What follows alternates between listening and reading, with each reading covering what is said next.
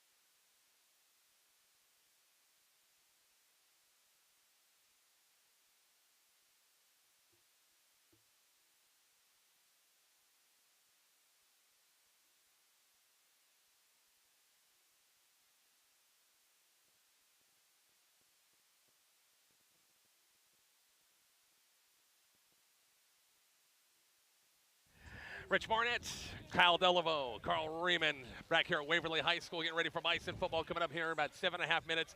Beautiful night. Beautiful. Hey, gorgeous out here, Kyle. It's a little bit breezy, but hey, down there kind of in the bowl area, I think hopefully it doesn't make a difference. Oh, man. 2 nights, 2 games. It's been absolutely beautiful this fall for football. Couldn't ask for a better night. Yep, as the Bison once again look for win number 3 of the season. Waverly looking for their first win.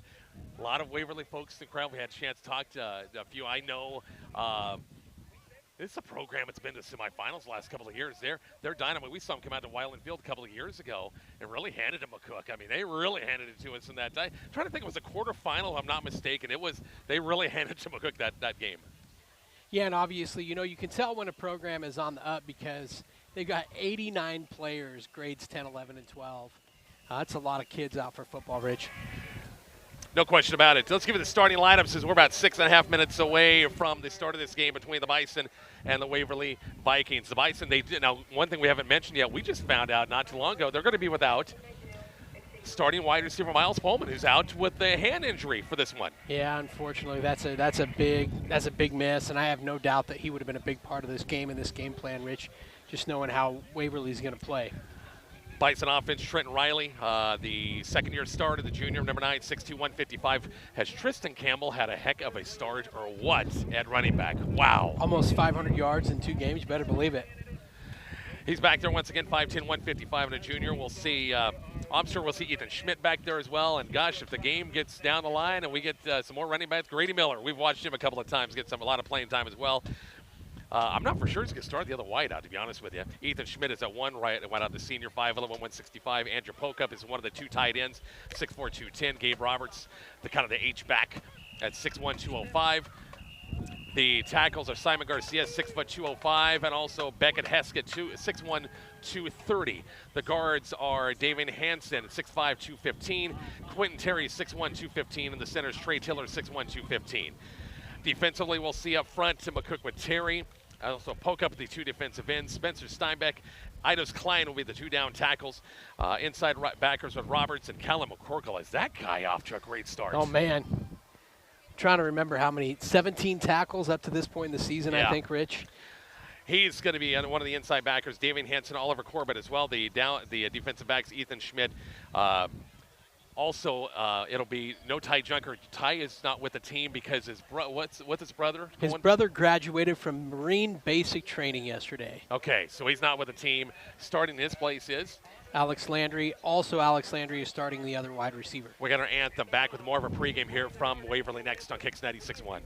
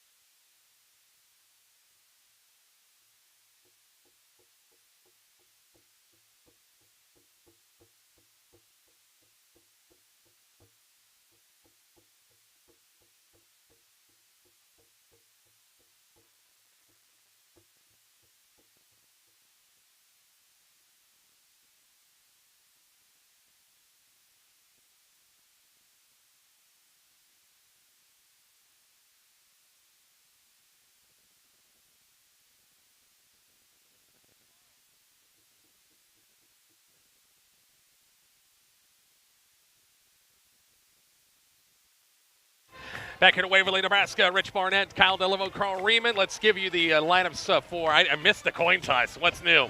Missed that darn coin toss. For Waverly, of course, their offense, they want to get things started with their starting senior quarterback, Carter McMillan.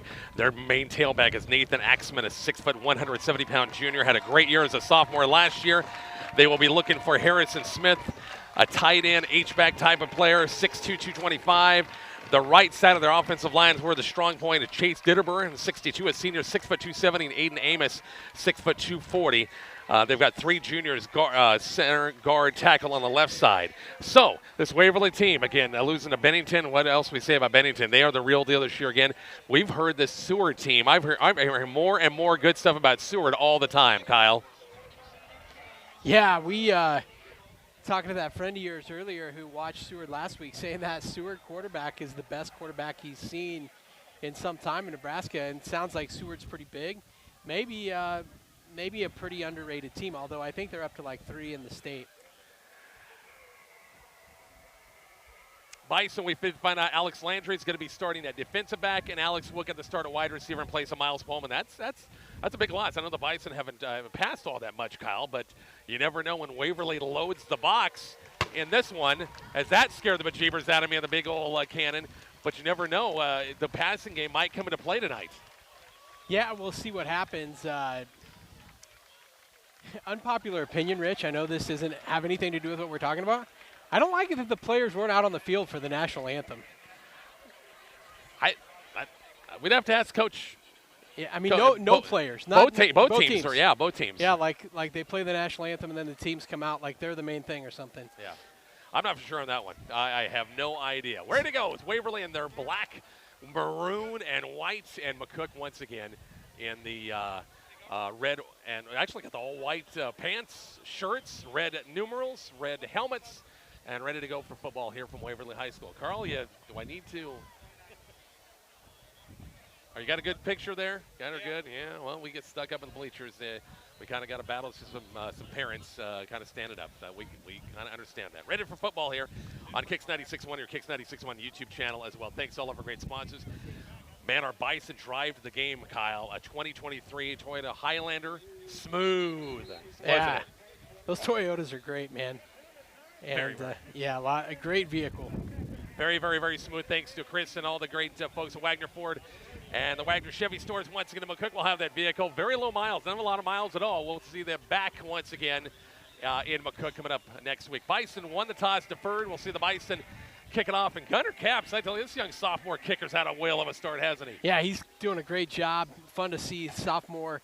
You know, it's kind of been a theme with our kickers, come freshman, sophomore year.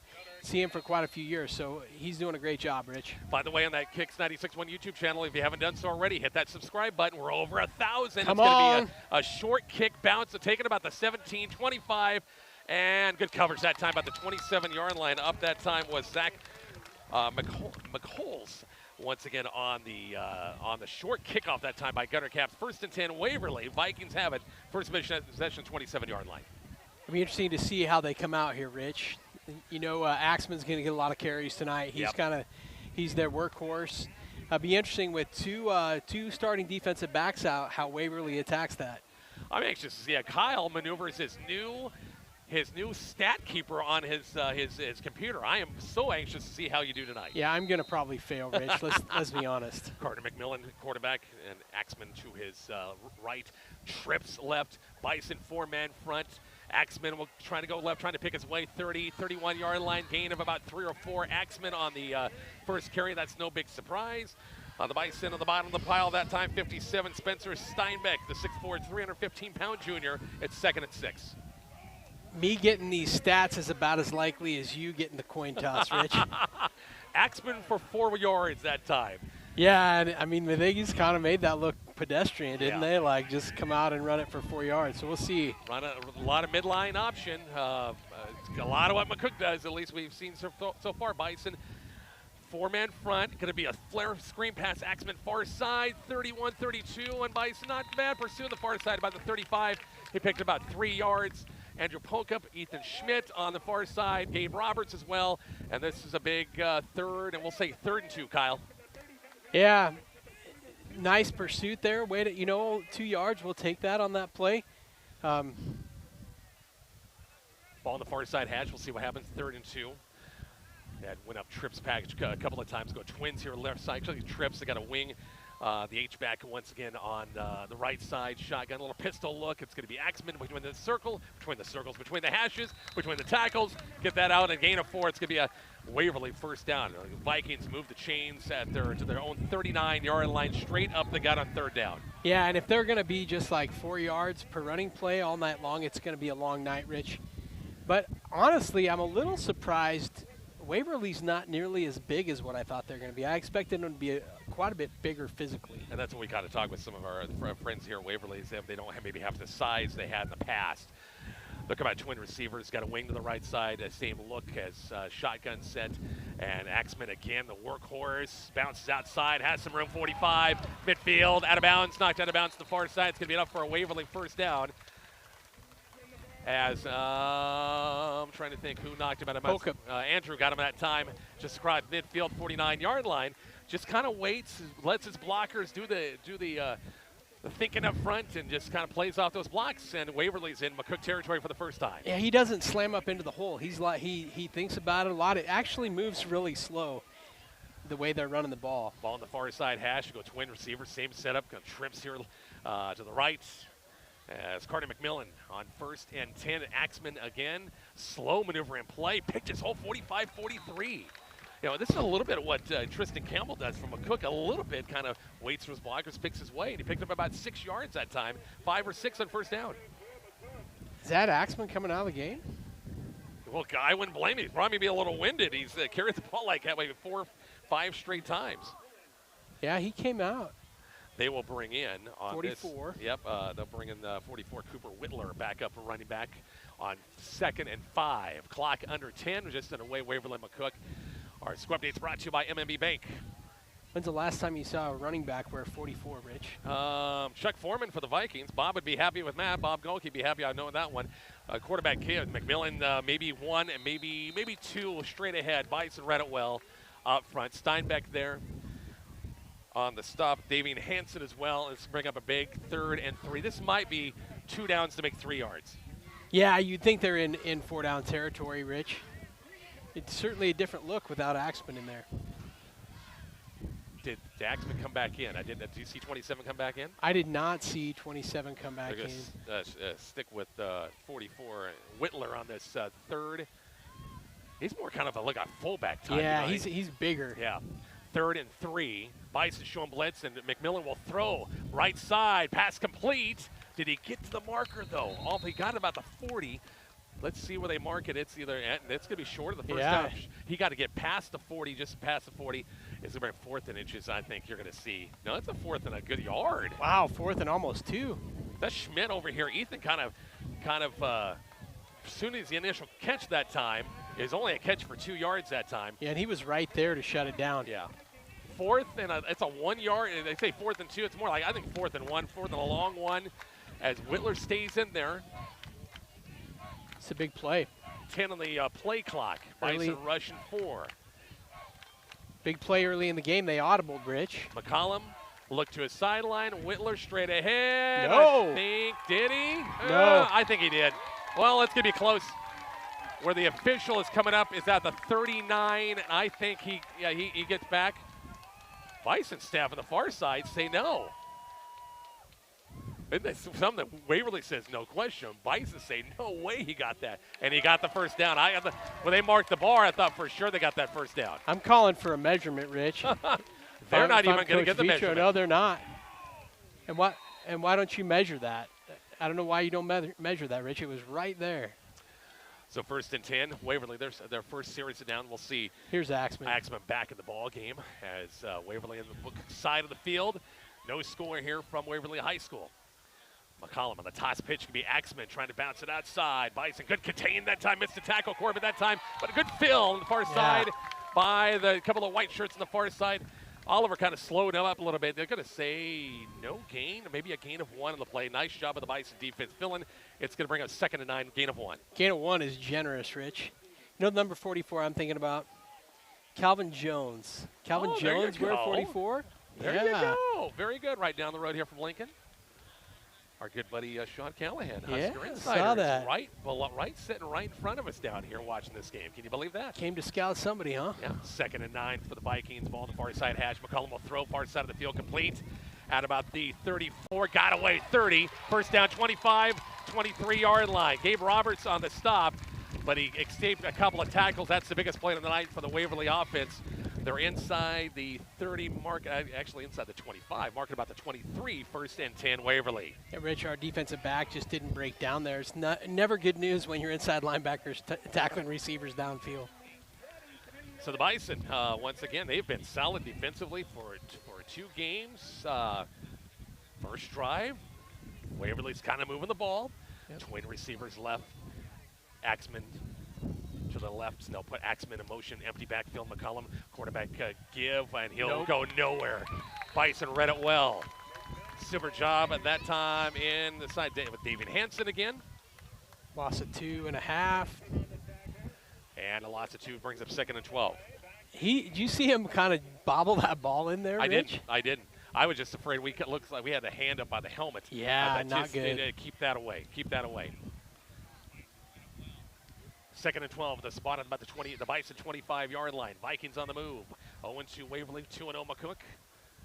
Bison's 2nd trip to the eastern part of the state. A big win at Beatrice on week 1. McCollum will roll the pocket out with protection. Axum stand back to block. Pass going to be in and out of the hands. Right at the marker that time. Zach McColl's. I think how you pronounce that name. McColl's is going to be incomplete. Brings up 3rd and 12. Yeah, big 3rd down play here early in this. Well, we're more than halfway through this first quarter, but big 3rd down play, Rich, and this is going to go a long way to, I think, set the tone of this game. Boy, he was open too. He was open. It was going to be right at the 1st down marker. Just kind of a low pass went down for it. Couldn't quite grab it. 4 wideouts this time. Trips left, 1 receiver to the right, and Axel will stay back and. Throwing situation for McMillan, 3rd and 12. Pass going to be batted down, picked off. Gabe Roberts again. Gabe at the 25-30 to the 32-yard line. Was that Oliver Corbett, I think, who stuck in and got a hand on the deflection that time? Kyle, that time they were looking for Cale Laddie that time across the middle. Oliver with his long arms. Yeah, he's got a big old wingspan. Gabe was right there with a pick, returns it to 32, and Waverly goes away with nothing. And I tell you what, Rich, that was phenomenal coverage by Oliver Corbett there from his linebacker spot. Just got his arm in right at the last minute, knocked it away, and Gabe was there, the opportune pickoff. We'll see what the Bison offense can do off the turnover. Ball on the far side hash with Trent Riley, the junior quarterback. He's got Tristan Campbell. Right behind him, pistol look, twin receivers to the right or to the left. It's going to be Campbell trying to go left. He's got some room, trying to hug that corner. And Tristan for about 4, 36, 34, about 4. I think I'm marking about the 38, 39. He picked up 5 on the play. We'll take 5 yards a crack every time. I'm writing this down that he got 5 yards because I'm keeping stats, Rich. Can you erase that? I mean, is that erasable? Okay, there you go. You got. Mark Searce is going to be looking at you trying to get that thing for him. 2nd and 4, gain of 6 for Campbell on 1st down. Ball on the near side hash. As receivers both sides once again. Got a wing to the far side, got a motion man on the far side. That's Trip Riley, the motion man. And a little play action rollout. Trenton looking downfield, still looking, plenty of protection, wants to run. And dives way in. He got a little bit more than I thought he was good that time. He went over the defender for Waverly, hopped right over it. Gavin McMillan that time, and got close, or did his knee hit down? He's about a yard. He's about a yard short of the 1st down. 3rd and 1. He's had both Riley brothers in there that time. And a 3rd and 1 for the Bison offense, keeping us going at their own 42. Clock running 4:25 left in the first quarter. No score from Waverly. Kicks 96.1. Kicks 96.1 YouTube channel as well. Campbell behind Riley on 3rd and 1.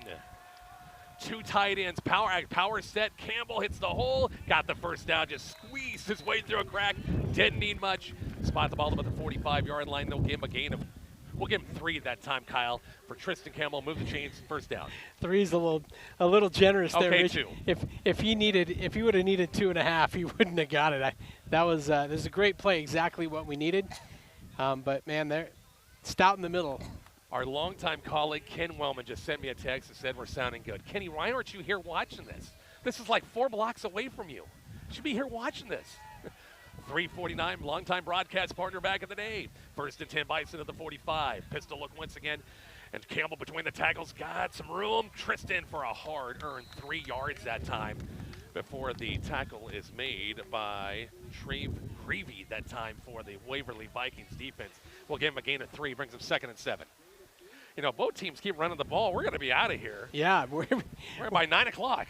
Yeah, we're going to go under 3 minutes before they get this playoff, Yeah. Rich. It's been a really quick first half. And we got officials timeout. Somebody's calling. Maybe something. A little blood. I think, yeah, the defensive end on the left side. 22 Harrison Smith's got a little blood. He's got the check out. Boy, Waverly Sports, I mean, they've been so solid. Football, their wrestling program is really good. I know Coach Umscheid can talk about that a little bit more. Those things kind of tend to go together sometimes. Exactly right. Yep. 2nd and 7. Motion man is Trip Riley coming right towards us. Trenton Riley will throw. Looking for the deep ball. One-on-one coverage and overthrow. He had pressure, though. Underthrew Ethan Schmidt downfield and just kind of threw a line drive. Didn't have a chance putting air and step into it that time. Brings up 3rd and 7. Yeah, he threw that off of his back foot, and, man, he needed quite a bit more air underneath it if it was going to get where it needed to go. But I think, Ethan, step for step, I think he's faster than the coverage on the outside, so that might be something they can look to go back to. Harrison Smith's going to check back in for the that left defensive end. He's okay. Got a Band-Aid or whatever. Put some tape on it. Big 3rd and 7 for the Bison offense right now. Twin receivers right. Roberts, the H-back left side. He'll go in motion now to the right side with Campbell behind Trenton Riley. 3rd and 8. Trenton rolls a pocket with some pressure downfield. Going to be overthrown. Ethan Schmidt overthrown big time that time. And it'll be 4th and 7. Bison will punt this ball away. Yeah, I think we want to stay on schedule. We don't want to find ourselves in 3rd and 8 tonight. They're, with their depth and just maybe a little bit bigger than us. They're not big, not like I expected, but they're still. I don't think this team is an 0-2 team. No. If they played different opponents in the first couple weeks of the season. McColl's is back at the retrieve this punt. Once again, back deep at about his own 18-yard line. Trip Riley on the snap on it's almost blocked. Is that Hanson back there? It's be bobbled, and they got on top about the 15-yard line. That was Davian back there, punt. Yeah. Oh, yeah, because Miles Pullman is out. That's right. That's right. My fault. I didn't realize Davian was our backup punter. It was not a bad punt, and boy, it could have been disaster for Waverly that time. And if he doesn't jump on it really quick, Bison had 2 white shirts. It's 1st and 10, Vikings on the 17. It was kind of disastrous on both ends, Rich, because we nearly had it blocked. We really nearly had it blocked, and then he bobbled it on this end. This game is pretty equal at this point. These two teams look like they're pretty evenly matched, Rich. I got to tell you something real fast here after this play. It's pretty funny. 2:35 left in the quarter. Twin receivers, both sides. Spread them out 4 wide set. McCollum screen, near side complete. 15, 20 straight ahead. Good running room. 25-yard line. Ran the screen with a blocker in front. Corbett on the coverage. We mentioned 44s. Yeah. We know this guy. He said pretty good 44 in Brendan Lease back in the day from McCook. Oh, man. How can I forget that Oh, one? my God. It's not like I'm related to him or something. Coach, that's right. You are kind of related to him. That's Sorry, right. Brendan. Wow. Thanks a lot. Last Christmas card I ever sent your family. Nice job, Coach Holtis. That was a good one. That was a great one. 2-minute mark coming up. 2nd and 1 after the 9-yard gain. Axman to the right of McCollum. And Axman will try to weave his way inside a Bison. Clog it up. Nicely done. It's going to be a loss of yard, maybe 2 in the play. Again, trying to pick its way through some traffic. The Bison clogged the lanes that time. Roberts in there. Who else? Quentin Terry looked like he was in there. The usual suspects up on that defensive line. Get him a gain of a loss of 1. Bring up 3rd and 2. 90 seconds left before the end of the quarter. No score. Waverly and McCook. Already week 3 of the season. Bison back at home. Crete coming to town coming up next week. Wagner Ford Pregame at 6. Kickoff time at 7. 3 wide look. Twins right. McCollum on 3rd and short. Axum trying to pick his way. Got him out. He got away. 30, 35, 40, and about the 43. It looked like it was bottled up at the line of scrimmage, and he just found a crease straight on the straight up field, just straight ahead. Yeah, and I think that's what allowed him to get cooking a little bit is he was kind of behind everybody. Yeah. Nobody could see that he was about to break out, and then once he broke out of that scrum. Marking about the 43-yard line. It'll be 1st and 10 Waverly. Waverly's had a couple big plays tonight, Rich, like some pretty good plays. Of course, the turnover in the first series, in case you just joined us, and a pick, and a deflection by Corbin, and a pick by Gabe Roberts. McCollum on first down will throw, pass screen. They got a pretty good yardage last play on this one, and not too bad on the screen here near side of Gavin McCollum. Pushed out of bounds at about the 48. He picked up about 5 yards in the play, so they found a play they kind of like here. Yeah, that kind of wide receiver screen where they get behind a couple blockers over here. I bet they're going to run that until we stop it, Rich. 40 seconds left in the quarter, probably the last play. Vikings, their second series, no score. Here from a beautiful night, it is just perfect outside. Got The the lights flag on. is perfectly still. Yeah, it's a little breezy up top. Down below, it's maybe just not as much. 2nd and 5. Twin receivers left. Axman between the tackles. Holding on for dear life after a gain of about 4. He's going to be shy of the first down that time. Got a ref's timeout for. That was David Hansen. I think we had him, got him first that time, and was holding on. It's going to be a gain of, as I said, 4. He needed 5 to bring up 3rd and 1. Alex Landry had to come off. Rich, of course, Alex is filling For Miles Pullman. for an injured Miles Pullman. Yeah. So in there now for the Bison. Probably Riley, I'm guessing. Yeah, Trenton Riley, yeah. So 3rd and 2. This will be the last play of the quarter. We're down to 15 seconds left. 3 wide look, Twins right. Got a fullback in there on the straight end. Fumble to the play! And the Bison say they got on top of it, and they do. Wow. Callan McCorkle is on the guy right there. I don't know if Axman ever had it. No, it looked like it bounced off his knees and just forward. I don't know if that's a direct snap. I kind of missed what was going on in there. Did you see that, Rich? I just looked at it. Look at it. Put it right there, but he just never had it. He just fumbled it. But Bison's second turnover for Waverly in the first quarter. The pick early in the first series, and the Bison get it right at midfield, and they'll get one play before the end of the quarter. Junior center Trey Tiller brings up this Bison offense, see what they can do in their second. They got some yards and had to punt the ball away. Trenton Riley back at quarterback. Receivers both sides. Roberts, the H-back, he and Pokup, the other tight end, shift a little bit from right to left. On 1st and 10, Tristan Campbell, and he's maybe one. That's about it. That's your quarter. No score, Waverly and McCook. We're back to Waverly High School. Next on Kicks 96.1.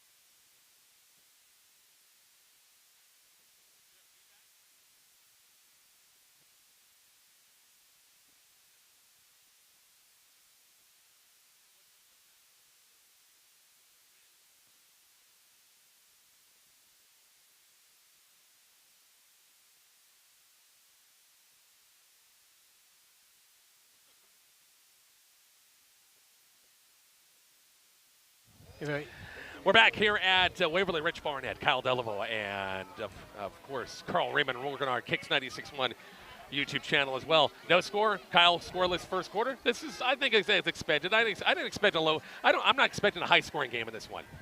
No, these two teams are going to run the ball a lot, and Bison didn't do much on offense through that first quarter, but they've got 2 turnovers, which not much more you could ask for. 2 offensive possessions from Waverly and 2 turnovers. So. Campbell got a yard on first down, actually didn't give anything, 2nd and 10.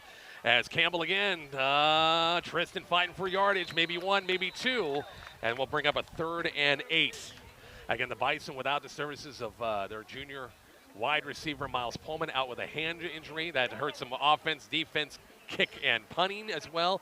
Alex Landry is started for him. When we saw Alex go out of the ball game, they had to bring Trenton Riley in to play defensive back. So, yeah, and right now they're just loading the box. And this guy over here is camped up. He's running the camera tonight. Yeah, Ian Spearman, the MCL injury, really sad to see him out. Would have probably seen him some tonight with Miles being out. 3rd and 9 for the Bison, just across midfield, Waverly territory. Motion man is Ethan Schmidt.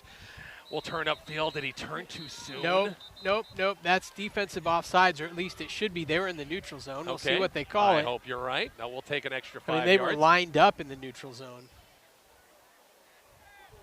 Nope, they're not going to believe you on that one. They're going to say false start against the Bison offense. Well, the right defensive tackle was clear up inside of our offensive lineman, yeah. So if they jumped. They didn't see it. No, well. They did not see that one. And there's more of them than there is of me, so they're probably right, but. But you're not wrong many times, though. Occasionally. 3rd and 14. Don't ask my wife. 3rd and 14, backing up at the 46-yard line of McCook. Twin receivers left, poke up the tight end on the right side. Campbell to the right of Riley. Trenton looking left, going to step up in the pocket. Step up, he's got some room to run. Near side, Trenton stiff arm 45. He might have that first down. Good hard run by Trenton Riley, the quarterback, and I think he got that first down. He sure did. Yeah, that was hard great leadership right there. What did he get on that, Rich? Is that a 5-10? I'm going to give him 15. Why are we not moving the markers? Jeez. Okay, now the guy with the down marker was going all the way back, and it's like, why are they not moving? Why is it? Oh, he didn't. He's short of the first down. I'm sorry. 4th and 1. My apologies. So got 13 and not 14. You give him 13. Sorry. So big 4th and 1. Freeze count right here. Do you do freeze count first? Always do freeze count. Back Roberts. Nope. That's Tristan Campbell. We got flags. I'm thinking McCook moved. I think Roberts may be the H-back that time. I think he dove in early, if I'm not mistaken. Just a hunch.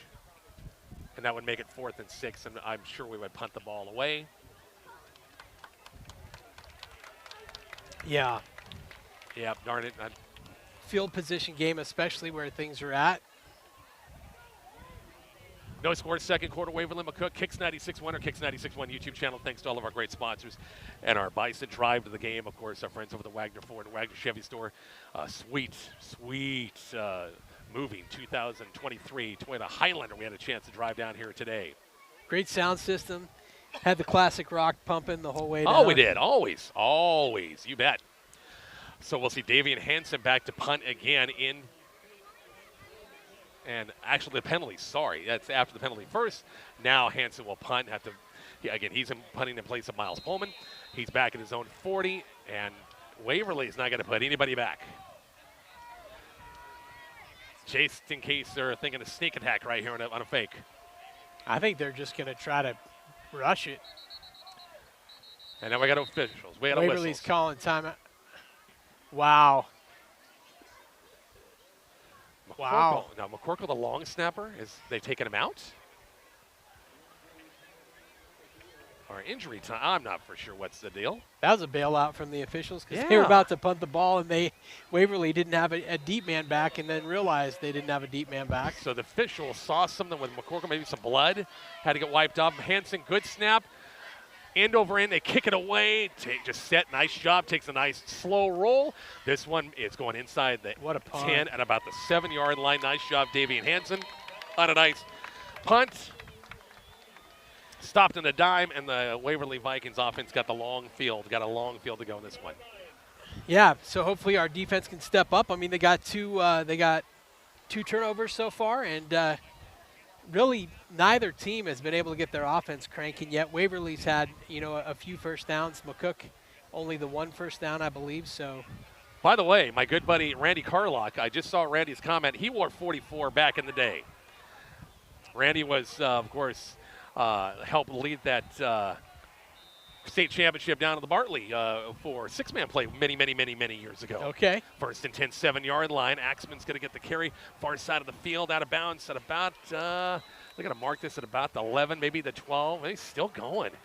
13-yard line. Picked up 6 yards on first down. Went short side of the field that time, and it brings up second and about 4. Yeah, and it kind of almost looked like our defensive players thought he was out of bounds because they kind of just like backed off, and then he just kept running. So, they saw clearly something different. Twin receivers to our right, and shotgun set for Carter McMillan once again on 2nd and 4. Pass short side of the field, complete 20-yard line. Straight ahead 25-yard line. Short side of the field, the pass complete. Brady Schiffer that time. And that's not a bad gain inside the 30, about the 27-yard line, 1st and 10 Waverly. So total yards for this first half, Waverly's got the lead total yardage. But again, there's no score on the board, but the Vikings have 2 turnovers. Bison have not been able to do anything with those turnovers. No, it would have been nice to capitalize on those turnovers, Rich. Definitely want to get some points off of those. 3 wide look, Axman to the left of, once again, McMillan. And now we have 2 guys in motion. They're going to illegal shift right here. Had the running back in motion, had the wide out coming to the near side. False start. 5-yard penalty and make it 1st and 15. Interesting game so far, Rich. Yes, indeed. Just kind of has a weird feel to it, don't you think? Not a ton of energy on either side right now. Just I think each side waiting for something to break open. Who's going to score first? Yeah. Who's going to score first? We're at the 10-minute mark, no score. Trips left for Waverly. Go 1 wide out to the short side of the field. Shotgun set for McMillan. Axman to his right. It's going to be Axman again. Picks his way. 25-30, first down. Not quite a first down. He's got to get downfield. 37-yard line. But he picked up a pretty good chunk of it back. And they're going to call it, well, it was 1st and 15. Call it 2nd and about 7. So gain of 2nd and 6, gain of 9 on the play. Yep. That's a good run. Ball. 250 people watching on YouTube tonight. All Rich. right, that's terrific. Hey, if you're listening and you haven't smashed that subscribe button, keep getting us up. McMillan's screen, they're in love with that screen, and that was incomplete and dropped on the far side by Brady Schiffer that time. Looked to run before he actually caught it that time, Kyle. They went to that a couple of times in the first quarter, first time, second quarter. It's a big 3rd down for the Bison defense to get off the field, 3rd and 6. Yeah, I haven't seen anything that shows that their quarterback can throw the ball down the field, or that they have a lot of confidence in him throwing the ball down the field. They have all these short kind of parallel passing game. So trips left, trips are to our right. It should, so we'll just go that way. McMillan will roll the pocket down in 3rd and 6. Still looking. Everybody covered up and trying to get out of pressure. He's not going to get the first down. It's going to be out of bounds. So mark it about the 30. Where are they? 35-yard line, 34-yard line. Picked up 2.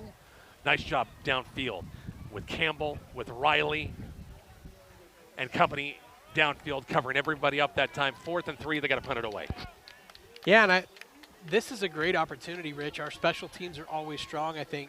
To be able to get Tristan in some open field here is going to be really good. The punter is Harrison Smith. Back to kick at his own 21. Campbell and also Schmidt. Is that Ethan on the far side? Back at about their own 25-yard line. Not a lot of pressure. Wow. Straight up. Boy, I kicked a boomer, but out of bounds. Let's see where they mark this at. Should be about there. Officials get a 30, start at the 35. Keep walking.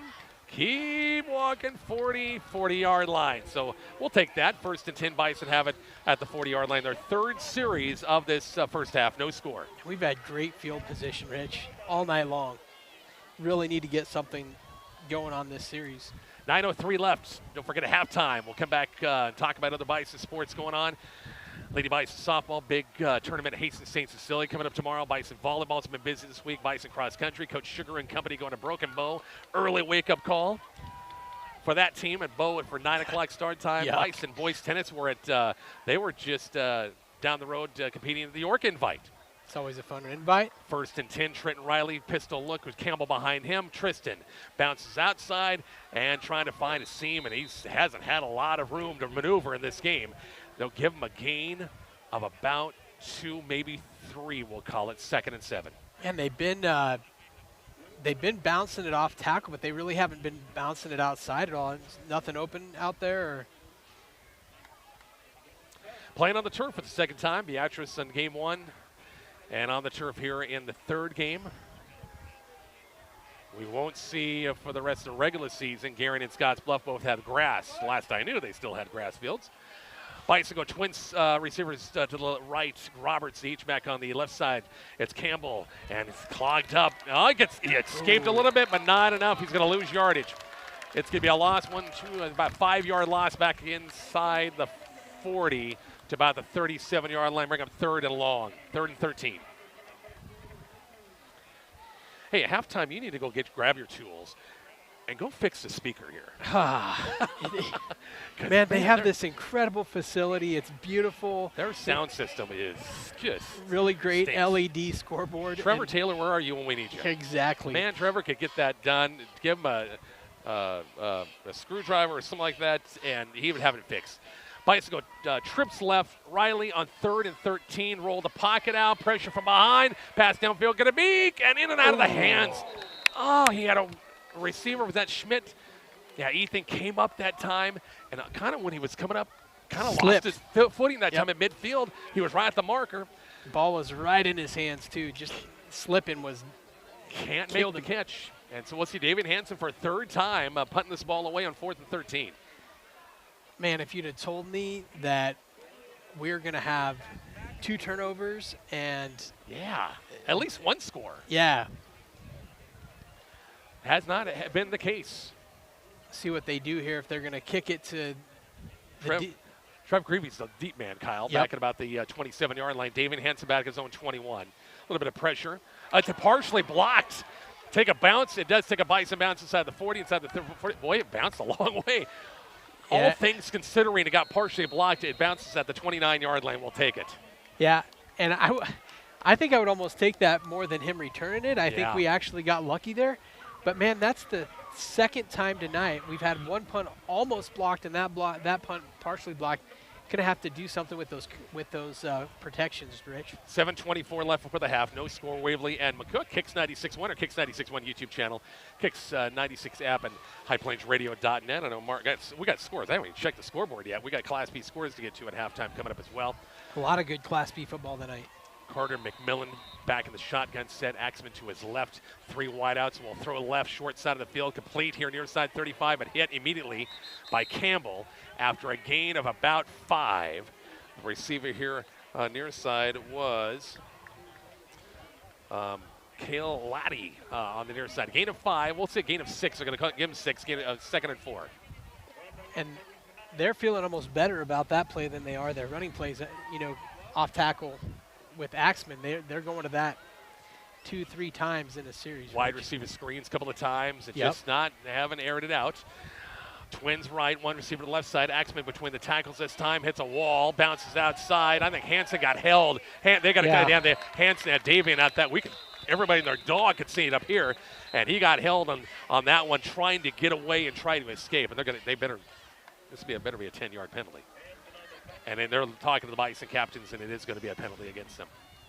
That one was pretty obvious. I think I'm blind, and I saw that one. The rules guy during the Colorado game. Anytime you tackle someone from the offensive line, that's a holding. So after the penalty, they'll mark this thing back. 2nd and long for the Waverly Vikings.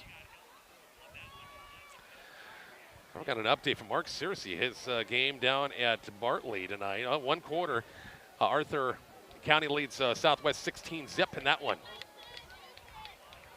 Battle of undefeateds. It's 2nd and 11 after the penalty.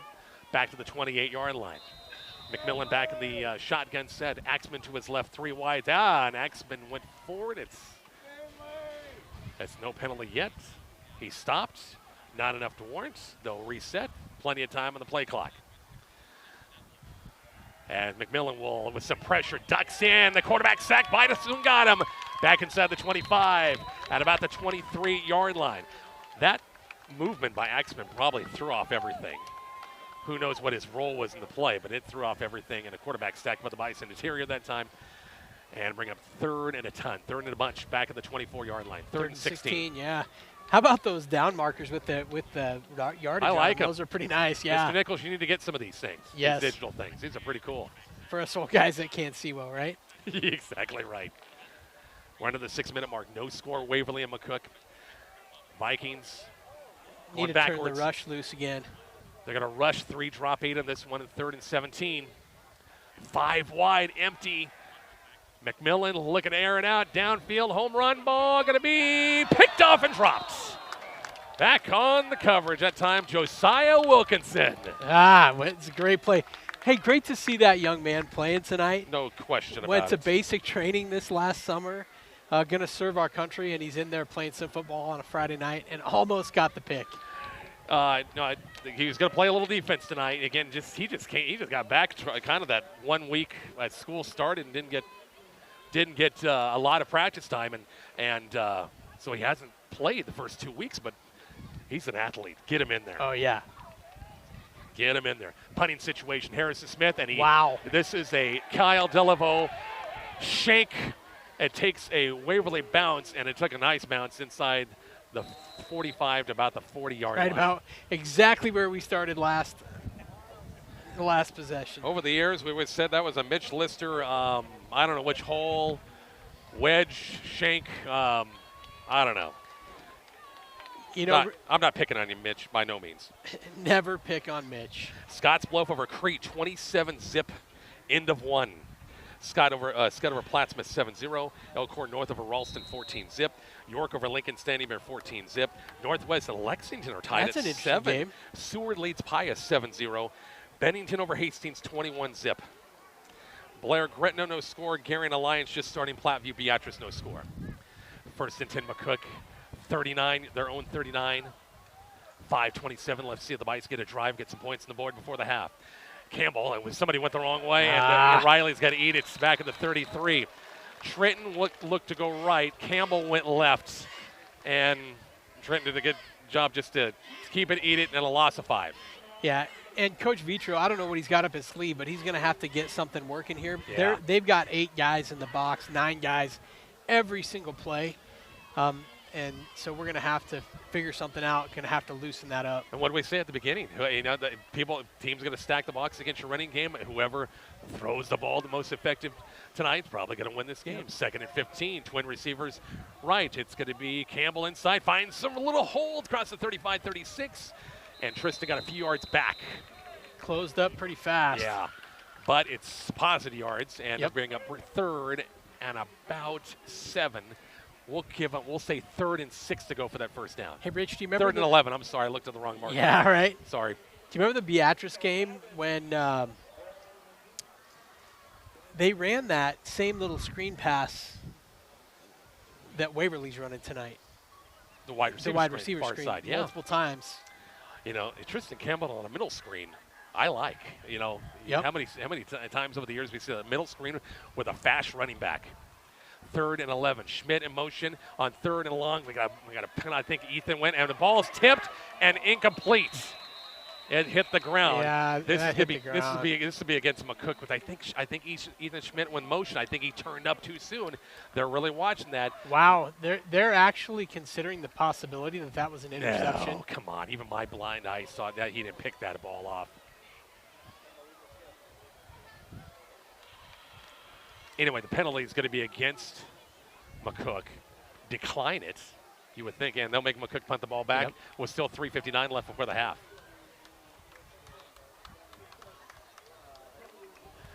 So we'll see Davian Hansen. This is Davian. This is punt number 4 of the half. Last one got partially tipped. It got a Bison bounce, but I think see if McCook shores up things in the interior. A couple of black shirts have gotten loose a little bit. Davian back to kick at his own 23. Good snap, a little bit of pressure, but good protection. Boy, he kicked a line drive, but it takes a nice bounce across the 30 to about the 22. That's almost a rugby kick, isn't it, a little bit?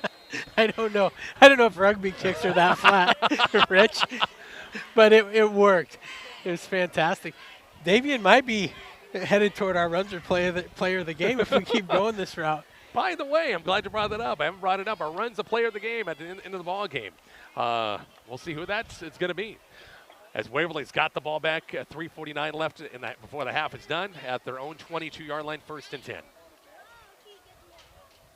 Bison girls golfers in action today. Results of that, Bison boys tennis at York. Take a look at the rest of Fall Sports. First and 10, 22-yard line. Twin receivers left, and they got Axman out of the ball game, and Whitler goes nowhere. Maybe he picked up a yard. Both teams have all 3 timeouts left, and let's see if does McCook. Was there a penalty? I didn't see a flag, but a penalty. There was a penalty. It's going to go.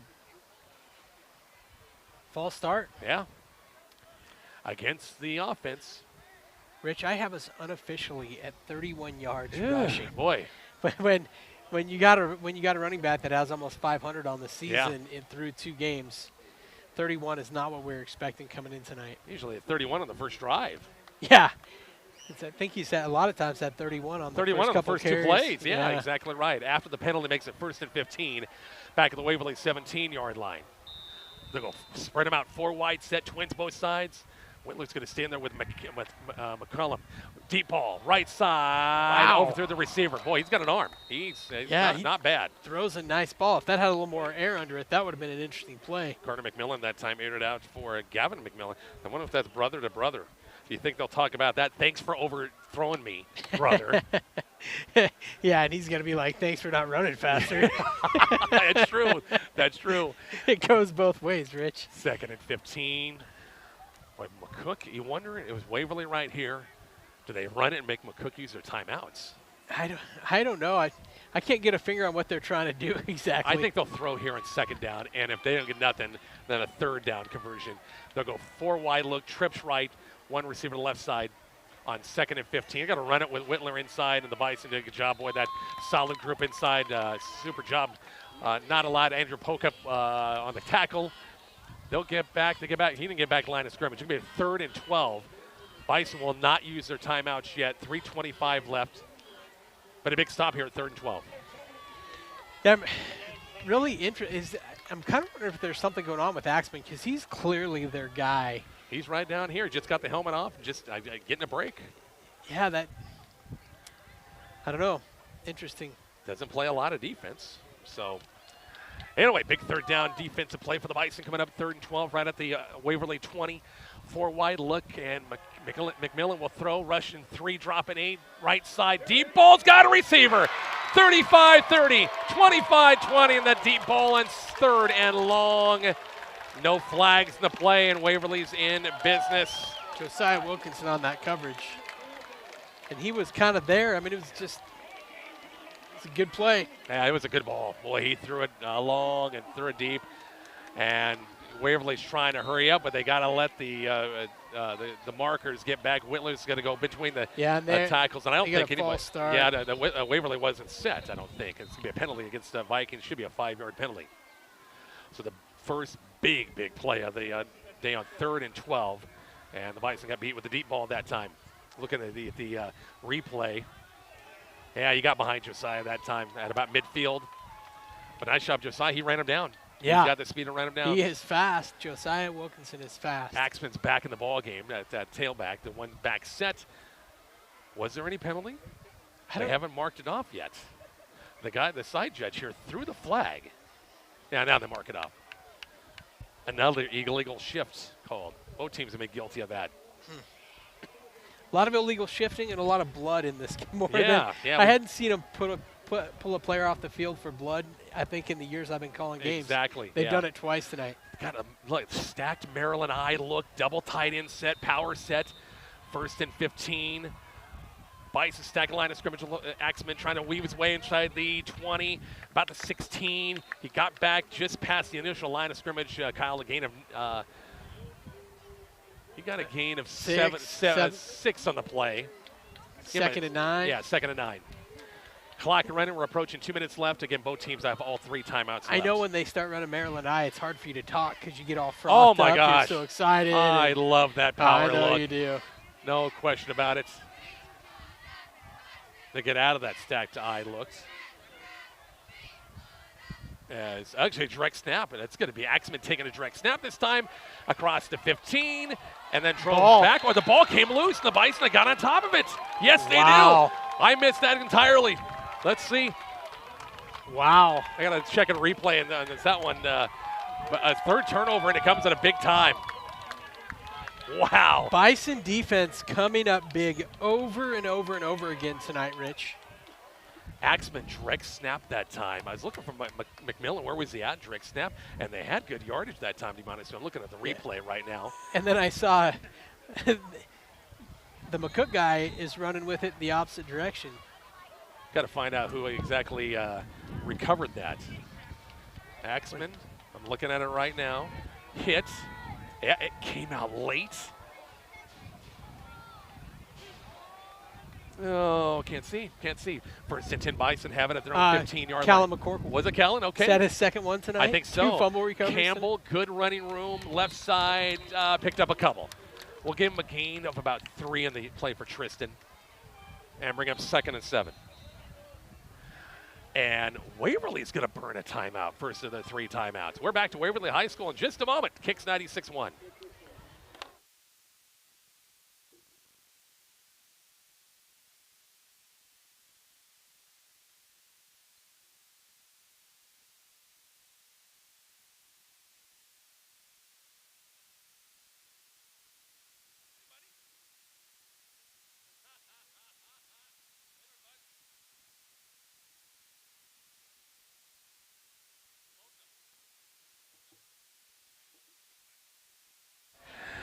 Rich, Kyle, and Carl. Look at this guy next to me. Here. I know. Look at this guy. That's our old camera guy. Yeah.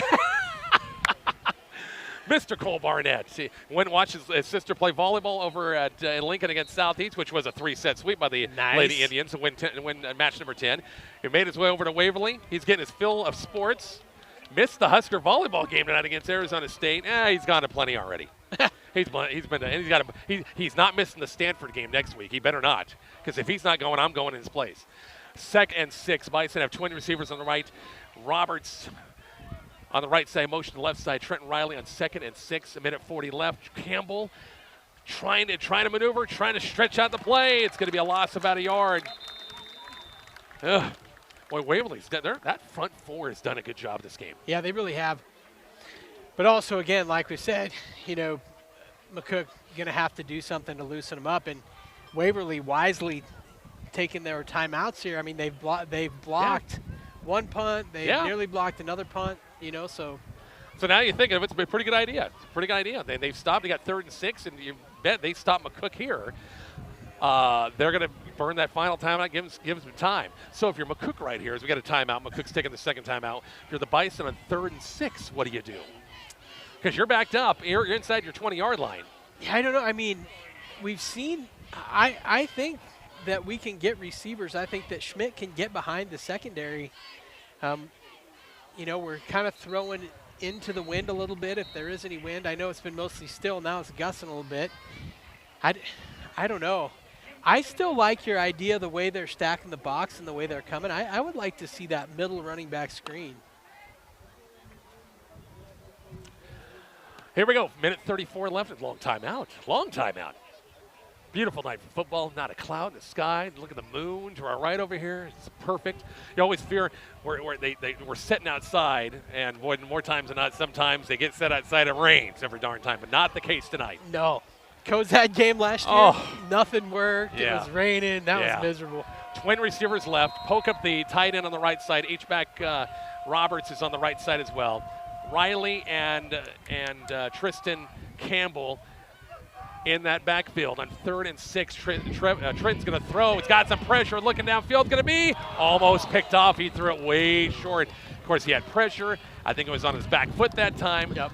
So in Waverly, you're ecstatic because you saved a timeout on the incomplete pass. McCook's got to punt this ball for the 5th time here in this first half. Yeah, and I hope they had at least a little bit of a conversation in that last timeout huddle. Hey, we're going to throw the ball. If it's incomplete, then you're going to have to go right back out on the field. We got to get some protection for our punter. Yep. They'll talk about this. This will be something they'll have to talk about. Let's see what Davey, last time he kicked it on like it was a ground ball, virtually, but it got a good bounce. He's back inside his own 5. Good snap. They're bringing some pressure. Kick it away, and boy, caught on the fly. That's a dangerous play on the dive that time by McElhouse. And but it's short field for Waverly. here, Kyle. It's 1st and 10 Vikings at the Bison 48-yard line. They've got they've got one timeout with 1:23 left. Yeah, they were, they had all kind of momentum on that last series when they got the long pass play. Kind of almost looks like for both of these teams, whoever's going to, like you said earlier, Rich, whoever passes the ball best is probably going to win this game. McMillan back out there. Axman, the tailback to his right. 4 wide, twin receivers both sides. McMillan, here's a screen here near side. Complete 40, 35, out of bounds about the 36-yard line. He picked up about 8, we'll say 7 on the play. On the completed pass here near side to Cale Laddie, the junior wideout here on the near side, and that's about 5 or 6 times, and screens left or right. Yeah, at least, if not more than that. 2nd and 3, 1:18 left. Waverly trying to get points on the board. Trips right. McMillan rolled the pocket out. Looking far side. Pass over the head. He's out of bounds. Yeah. They're going to complete a pass on the far side. My bad. I just thought the way the ball kind of sailed, it was over his head, but a nice job on the completion to Gavin McMillan. Bison aren't arguing it. Nope, they sure aren't. I just guessed at that time. Spotted about the 28-yard line. 1st and 10 Waverly. 1:13 left and 1 timeout. McMillan looking left, looking right. Pass downfield. Got a wide open defender. He fumbled it. And it's going to be a touchdown. Gavin McMillan from older brother on a 28-yard touchdown pass. McMillan to McMillan that time. And Waverly is on the board. Kind of afraid we saw that one coming, Rich. Yep. Like they know they're not going to run the ball against us, and they've kind of unlocked the code, and we're still trying to figure out what it's going to take to move the ball. So the extra point is coming up. Gavin Fowler on the extra point, trying to make it a 7-0 game. Kick's going to be on the way, and it is good. 7-0. Waverly back with the kickoff next on Kicks 96.1.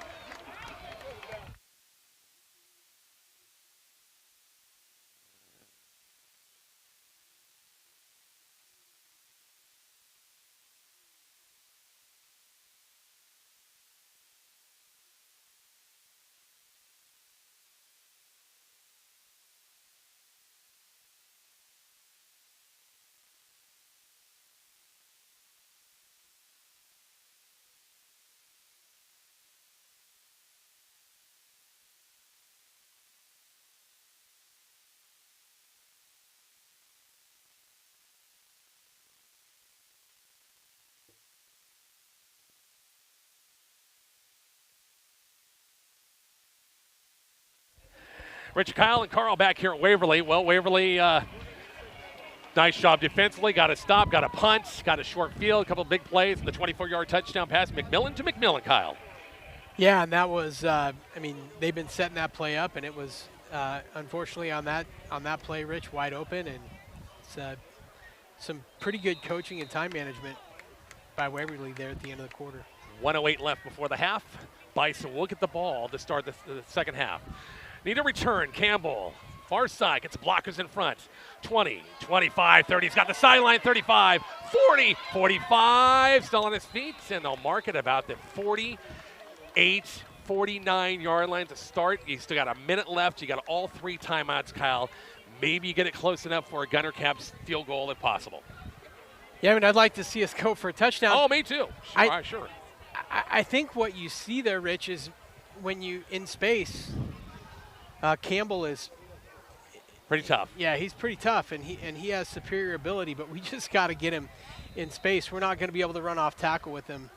So we'll see what they can do to maybe get him the ball in space so he can create a little bit. Bite's got twin receivers right. Ethan Schmidt split out wide right, one wide on the far side. Again, no Miles Pullman tonight, out with an injury. 1st and 10.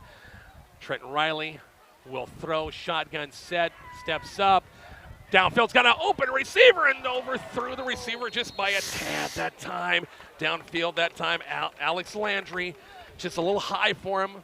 Luckily, it wasn't caught or intercepted, but I like the play. That was a nice play setup. Yeah, it was. And Riley throws a good-looking ball when he has time to set up and get his feet set and throw the ball the way he's supposed to and not off his back foot. So good protection also on that play. The hard part is that if you're going to have protection, you gotta have Campbell in there protecting him. So you lose him in the pass game. You like to have him out there someplace. 100% you want him out there. 2nd and 10. 7 seconds went off the clock at the Bison 49-yard line. And they'll run Campbell inside, and they stack it up. Boy, read that one well. It's going to be a loss of 2 yards in the play.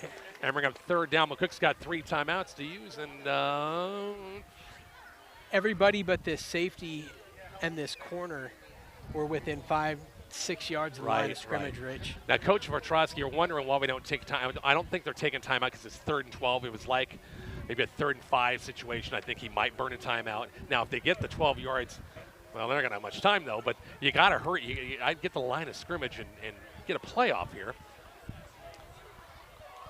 3 wide look, Riley on 3rd and 12. Flushed out, still running. Looking downfield, looking sideline pass and threw it at the feet of Landry.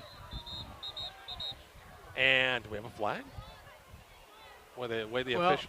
Got a personal foul got to be called against. I didn't see the flag. I think it's hidden from us. So apparently I watched the pass go downfield. They pushed him out. He was already out of bounds. That'll be a 15-yard penalty. Thing is, there's only 7 seconds left. The way it works, Rich, you can't hit the quarterback out of bounds.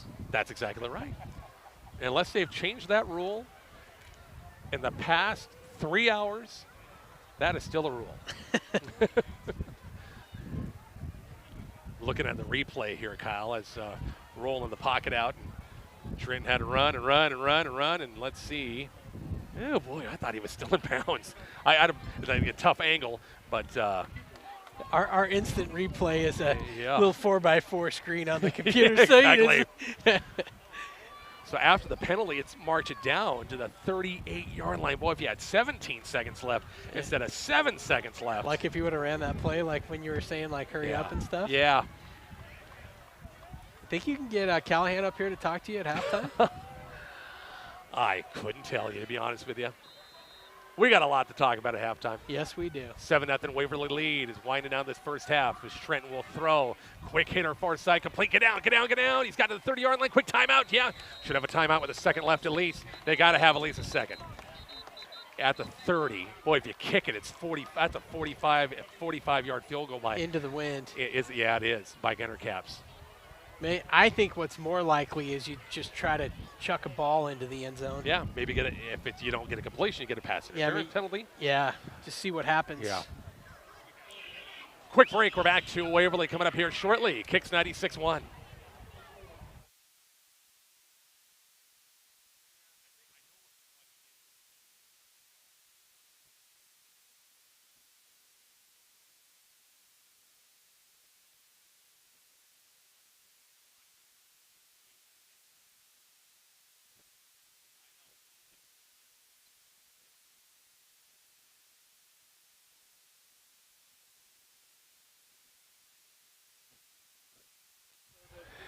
Rich, Kyle, and Carl back here at Waverly High School. 3 seconds left here.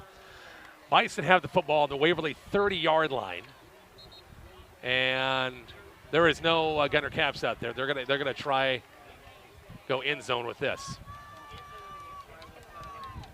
And I see Oliver Corbett out there. I see a lot of wideouts, a lot of wide receivers. Probably have Campbell stay up in to protect. But they got too many guys. Roberts quickly goes off the field. Wow. Yikes. Yikes. So last play of the half right here. Riley will have to step into it. Didn't get much. Goes to the end zone, and it goes out of bounds. And that is your half. After one half of play, it is 7-0 Waverly. Kyle and I will talk about it after the break. You're listening to Bison Football, Kicks 96.1, and our Kicks 96.1 YouTube channel.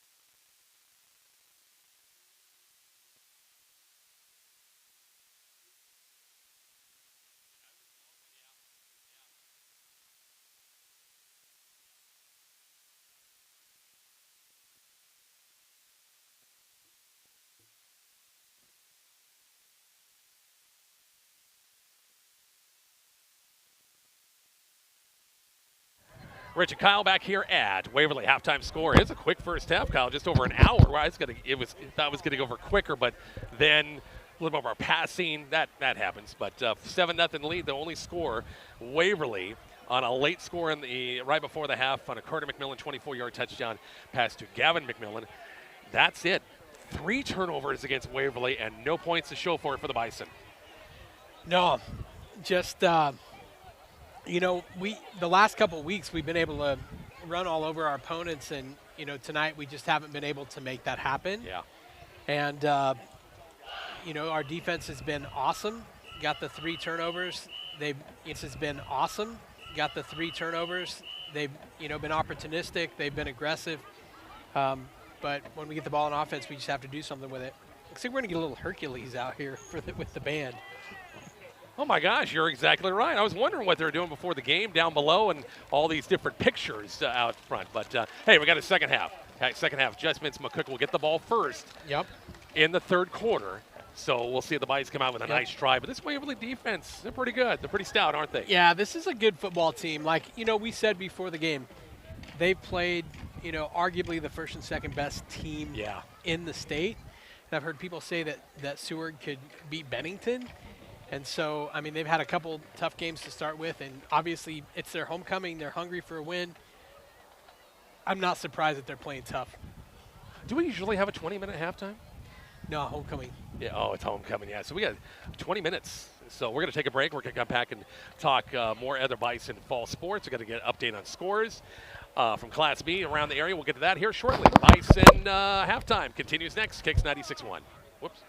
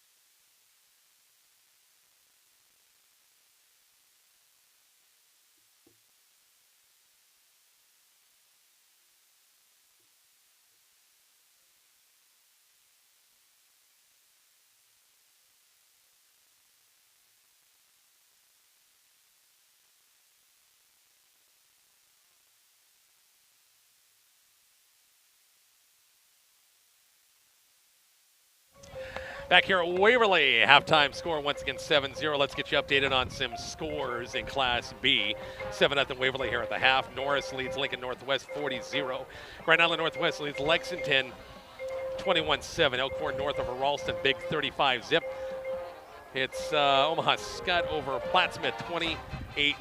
Platteview over Beatrice 15-8. York over Lincoln Standing Bear 21-0. Scotts Bluff big over Crete 39-zip. Other scores, Bennington over Hastings 28-0. Seward leads Pius 14-0. Blair over Gretna 20-7. And that's my score update. Gearing and Alliance out west, no score there. Scores involving area schools. Arthur County leads Southwest. That's 16-8 now. That game on 103.9 The Hawk. Mark Searcy and also Greg Tetley with that call.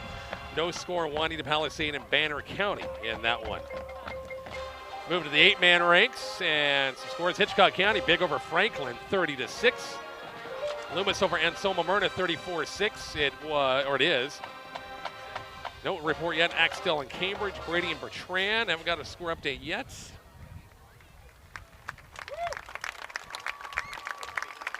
Sutton over Southern Valley big, 52-0. Sutherland and Dundee County, Stratton playing tonight. No score in that one. That's early in that one. And just flipping through. North Platte St. Pat's a 9-0 lead over Kimball. 9-zip in that one. No score, Perkins County and South Loop. Move on to the back 11-man ranks in the Class C.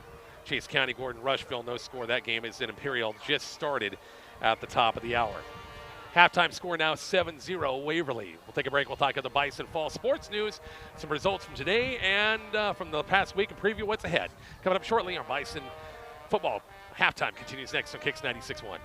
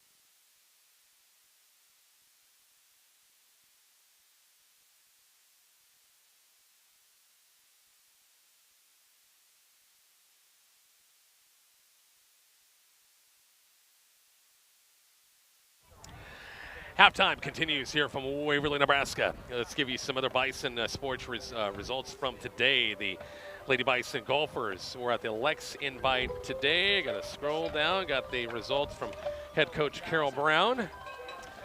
As Minden wins again. That's no big surprise. The Whippets 328 team score. York was a runner-up at 370. Wow, talk about a big-time disparity. McCook was at 397 overall. The medalist, Kaylin Jorgensen of Minden. I tell you, the Whippets are just dynamite this year. Shot at 74 on the day. Low score, Laney Peters and McCook shot at 91. Paige Broomfield at 94. Some of the scores for the Bison. Once again, Haley Waverly won that with 26 points. Elkhorn 19. McCook at 18, just a point out of a second. Max Prohl was 1-4 at number 1 singles. Tyson Baker was 4-1 at number 2 singles. And second place overall, number 1 doubles team of Reed Loop and Aaron Frank went 4-1 at second place. And number 2 doubles team of Sutton LeBray and Landon Kamak went 4-1 in second place. So nice job, Coach Weimers and his guys. That's not a bad invite there, Mr. Delaveau. That's, got a second, and they got a second. They're in singles and doubles. That's pretty good, isn't it? That's pretty strong. Tennis always strong. So hopefully we'll get a chance to talk to Coach Weimers. Coach's Coffee Club coming up once again tomorrow morning. The Bison cross country teams are heading to Broken Bow tomorrow. That's an early wake-up call for Coach Sugaroo and company. It's a 9 o'clock start time at Broken Bow. So that's probably a 5:30 a.m. 5:30 probably departure. Good luck to the Bison cross country teams there at Broken Bow. Bison volleyball team, they had a couple of home matches this week. They had Ogallala on Tuesday night. Boy, they really played Ogallala after a tough first set. They played Ogallala tougher than nails in sets 2 and 3, but lost in 3. Yesterday, lost a tough one with Holdridge. McCook will get back at it. We got a couple of matches coming up next week that we'll have on the Kicks 96.1 during the week. And then on Saturday of next week, we got the McCook High School invite. McCook's going to play Valentine in that first-round matchup a week from tomorrow. That'll be 11 o'clock. Other first-round matchups in that tournament. Southwest will play Alliance on that same side of the bracket. Cambridge and Chase County other side of the bracket, and Oberlin and Gering on the other side of the bracket for the McCook invite. That's a week from Saturday, the day, of course, Heritage Days in McCook. Homecoming, exactly, next week as well. That's very, very true. Going to be a busy week. Did I cover all the sports? Bison softball, yes. Bison softball team. It continues their winning ways. Now 14-3. They picked up a couple of nice wins, beat Kearney Catholic 12-1, and then 17-6 against Lexington last night. A game heard live on Kicks 96.1. Next up is a big invite tomorrow. They got Seward and Grand Island Central Catholic in the Hastings St. Cecilia tournament. You win those 2 games, you're going to play in the championship. They got 2 pools, and their best records advance first place, second place, or first place, third place, and so on, 5th place. That's at Hastings St. Cecilia coming up tomorrow for head coach Easton Gillen and the Lady Bison softball team. And I think that takes care of all the Bison fall sports news. We still have 7.5 minutes left on an extended halftime. Hear from more of our great sponsors. Back with the second half coming up in just a few minutes. It's Bison football on Kicks 96.1.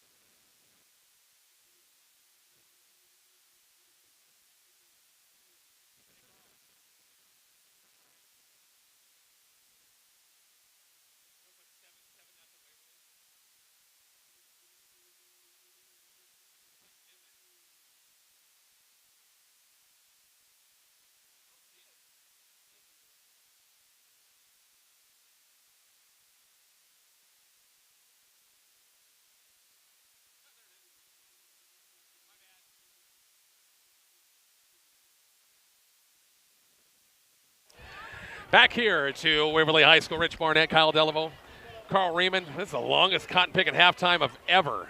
My gosh, 20 minutes long. This is ridiculous. Jeez. Anyway, halftime stats. There's not much really for either. More total yardage for Waverly. McCook was their offense held in check, wasn't it? Yeah, I mean, I don't have a completed pass, and I talked with Carl. I don't remember a completed pass, but my statistics haven't been fantastic, but close. And I have Riley 3 rushes for 12 yards, and I have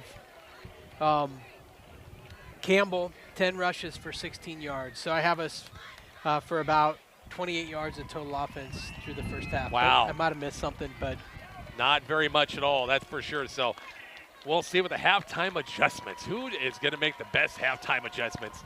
Bison will get the football first to come out of the halftime locker room, and let's see if they get a good drive going. Stats are great and everything. As you all know, stats are great, but the final score is what we want on our side. That's right. That's for sure. Crete, is that right? Crete next week. I just want to make sure the schedule. And they are getting thumped by Scotts Bluff tonight. Crete has gotten thumped by everybody. Yeah, that's including weird. Beatrice. That's weird. Boy, just the Crete Cardinal teams. I know Micah Marvin back was an instructor back at McCook Community College. I'm sorry, Mike, I shouldn't have brought that up. But former Crete guy back in the day, and he's at McCook now, and I'm sure he's not liking what he's seeing once again with that Crete football team. But we'll see. By the way, 26-22 halftime score, Arthur County over Southwest. Wow. That's a great game. That's a very competitive game, you bet. All right, update Class B scores. Norris over Lincoln Northwest 40-zip. Scotts Bluff leads at halftime over Crete 39-0. That'll be running clock second half. Same goes at Elkhorn North of Ralston 42-zip. York over Lincoln Standing Bear 21-zip. Platteview over Beatrice 15-8. Scott over Plattsmouth 28-zip. Northwest has opened it up on Lexington 42-7. Wow. Gering leads Alliance. Gering wins that. They go 3-0. That's wild. Yeah. Not only that, that Northwest Lexington game was 7-7 into the second quarter. That's now 42-7. Yeah.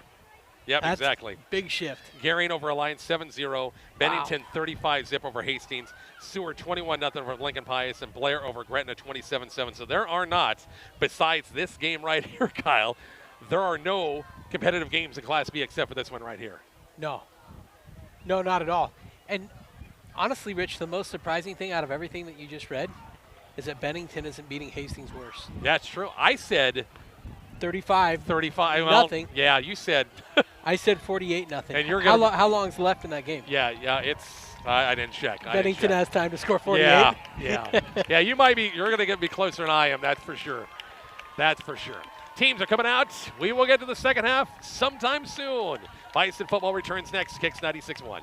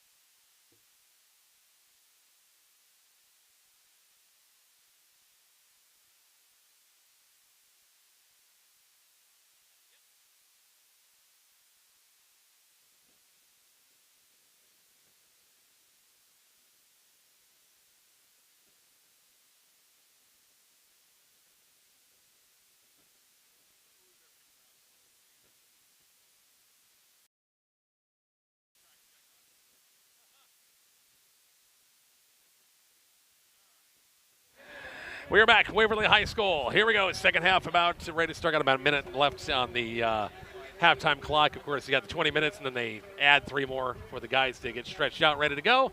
Ready to go from McCook to get this ball back, and hopefully a good kickoff. Now, last time, had a pretty good kickoff return, Kyle, when Campbell got that ball, took it to almost midfield.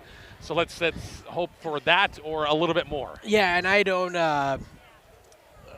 don't expect to see anything different than that, Rich. I think that we'll see another great kickoff return. That's always been a hallmark of Bison football as long as I've been watching it, and it's always fun when there's a kickoff or punch. You never know what's going to happen. By the way, we were talking about the number 44, and we had a couple of different answers on 44. I got to put Mark Cool's answer. He said Jim Brown wore 44, which he did. Yeah. One of the great backs. Well, he was okay. He was up there. Oh, yeah. He was pretty good.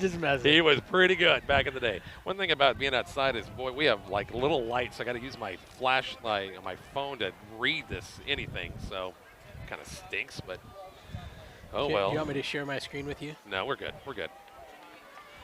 Gavin Fowler will kick it off once again for Waverly, and Schmidt and also Campbell back deep at about their own 10-yard line. And with the stadium, one thing you notice, I don't know if you can notice on the Kicks 96.1 YouTube channel, there are no bleachers on the far side behind the Bison bench. No, it's kind of strange. Yeah, I would have thought they would but they got a hill over there. So the kick, returnable. Campbell has it at about the 10-yard line. Will they fake it? No, fake reverse. Tristan far side, trying to get some blockers, cuts it back in, and goes down about, they're going to mark this about the 20-yard line. Forward progress about the 21. First and 10, McCook. Man, that was well covered. And it looks like Waverly, we said we're kind of waiting for that first thing to happen so we could see that pop of emotion. And if anything, all signs point right now, Waverly came out of the locker room pretty pumped up. So Bison are going to have to match that energy, Rich. Bison offensive line got to get after it. You have 2 good back-to-back weeks of playing, and Waverly has kind of had their number in that first half. They need to get blocking a little bit better here in the second half. Bison come out, Oliver Corbett, Alex Landry, Schmidt split our far side, a 3-wide look. Campbell to the right, to the left of Trenton Riley on first and 10. 7-0 Waverly lead. Trenton will throw, and the pass is blocked down on the line of scrimmage. Incomplete pass. And guess that was Harrison Smith on the knockdown at 2nd and 10. Yeah, and until I'm sure that we're going to see some adjustments that were made at halftime, but until we see those adjustments get going, Waverly walked 9 guys right up into the box again, Rich, and they're just expecting us to come out and run between the tackles. And so seems like an opportunity for Coach Vitro to dial something up. Trip Riley in the slot. Oliver Corbett split out wide right. Ethan split out wide toward the Bison sideline on 2nd and 10. They'll give to Campbell on the read. That's time. And Tristan, maybe 1. He's still trying to push the pile. They're going to give maybe 2 to about the 23, and that's about it. We got a late flag. This is going to be unsportsmanlike, carried out a little bit too much. Yeah. Go ahead. I don't like that call. I mean, it's football, but also that's like the 2nd or 3rd time they've done it. And so, I think maybe they're just trying to keep things from getting out of hand here, Rich. If you're Waverly, you could say, well, we're playing to the whistle. Yeah. Playing to the whistle. Sometimes we see in the situations, if they're bottled up, I get a turn because they don't blow it soon enough. Yeah. Blow it and dead. Somebody's going to get hurt. Sometimes they just let it go and go and go and go. And so, big penalty from McCook. Bison will take it. They'll mark it up to the between the 37 and 38-yard line, 1st and 10. New life. Let's get something rolling now. Got to get some offense rolling. Did not have much in that first half, but it's still just a 7-0 Waverly lead. Bison D with 3 turnovers in the first half. Played phenomenal. Just underway, and a great night for football here at Waverly High School. Shotgun sent, the pistol look. Campbell between the hashes that time, between the tackles, across the 40 by the mark about the 41. Picked up 3 yards on first down, bring up 2nd and 7. Harrison Smith again. Boy, 22's been on a lot of tackles for that Waverly defense. Punts the ball for him as well. 2nd and 7. Yeah, he's kind of their jack of all trades out there, Rich. A lot of different stuff. D tackle. Again, a little bit of everything. Ball on the far side hash. Schmidt spin out wide left. Corbett, Trip Riley, the receiver. in the slot on 2nd and 7. Trenton Riley will throw. Pass going to be again tipped line of scrimmage. Did that hit one of our players? No, I think 22 had his hands did he? up. Did Smith get it again? Okay, all right. He's long. Yeah. I don't know how tall he is, but he's got long arms. He's getting them up there and just batting the ball down at the line of scrimmage. So it brings up 3rd and 7 for the Bison offense.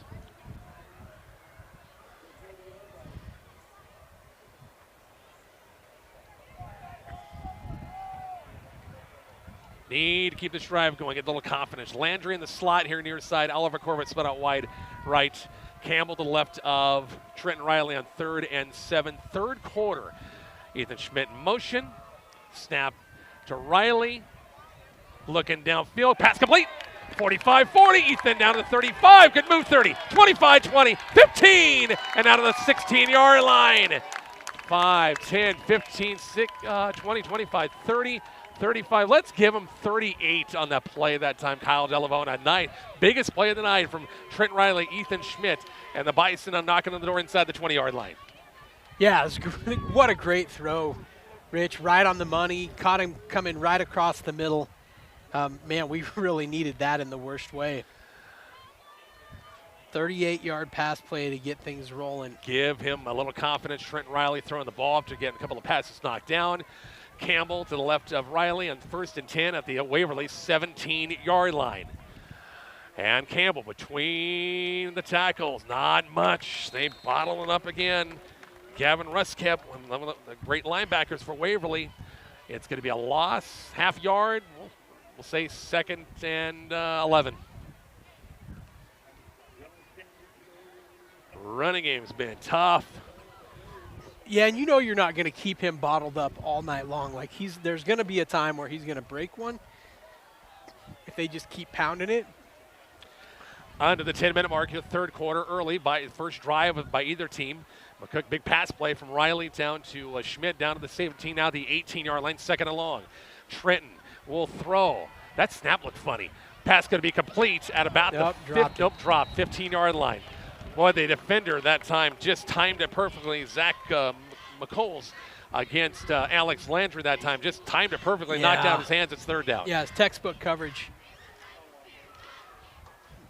I like the way they're getting Trenton out of the pocket a little bit, rolling him and giving him an opportunity to see what's out in front of him. That snap from Trey Tiller just looked like it came back funny, or I'm not for sure what happened. Yeah, there was something a little strange with it. You'll be able to see it here in a minute on our high-tech replay device. Well, we're already past it. Oh, we're already past it? Past it. Okay. And somebody's called timeout, and McCook will burn their first of 3 timeouts. Eesh. It's 7-0 Waverly, back to Waverly High School in just a moment. Kicks 96-1.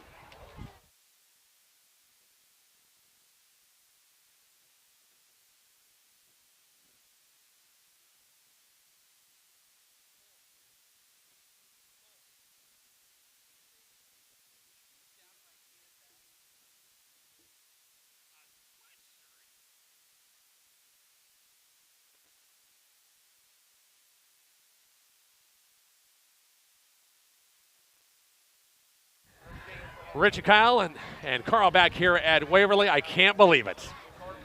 Kyle is busting out the sweatshirt. Unbelievable, man. Oh, man, oh, man.